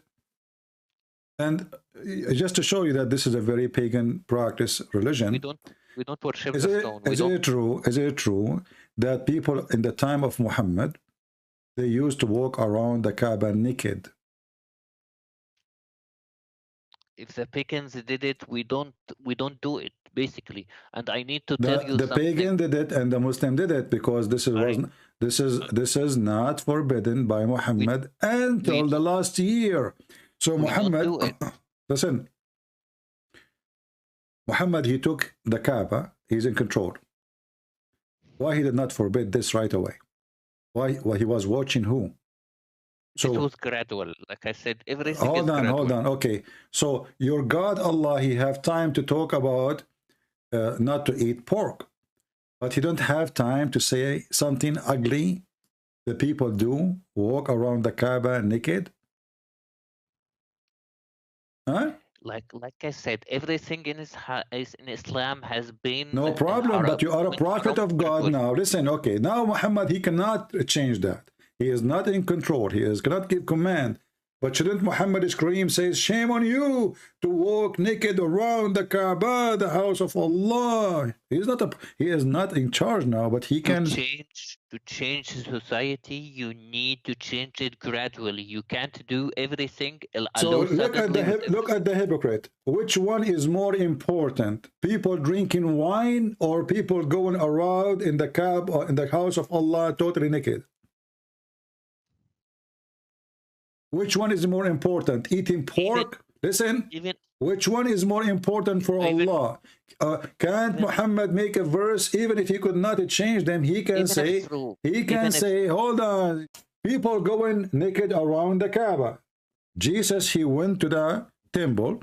He found the Jews buying and selling, not in the temple, not even in the first square, not even in the second square, outside the square of the temple. He flipped the table on them. They are not walking naked. They are not going without panties and bra, women and men. They are not having sex party. This is just buying and selling. He flipped the table on them. You're a prophet. He spent his life never, ever make a sentence against people walking around the Kaaba naked. Why? Even if it's true, if the hadith is true, then it was gradual. You can't tell someone suddenly don't do this until you do it gradually. You have to spread it in society. My friend?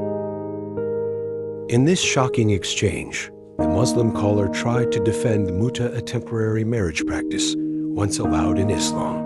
But when Christian Prince opened the Quran and the Hadith, the truth became impossible to deny. The caller froze. He realized that Muta was nothing more than a legalized form of prostitution, something even early Islamic scholars admitted was later forbidden, yet still practiced by many today. And just when he thought it couldn't get worse, the topic shifted to the black stone. Christian Prince revealed how Muhammad kissed the same stone, once worshipped by pagans before Islam. The moment that truth hit silence, the Muslim caller was stunned. He had no answer, because deep down he saw it. The foundation of Islam wasn't revelation, it was replication. A copy of old pagan customs dressed in new words. Truth isn't afraid of examination, because truth always stands. Stay strong, keep seeking, and never stop learning. See you in the next debate.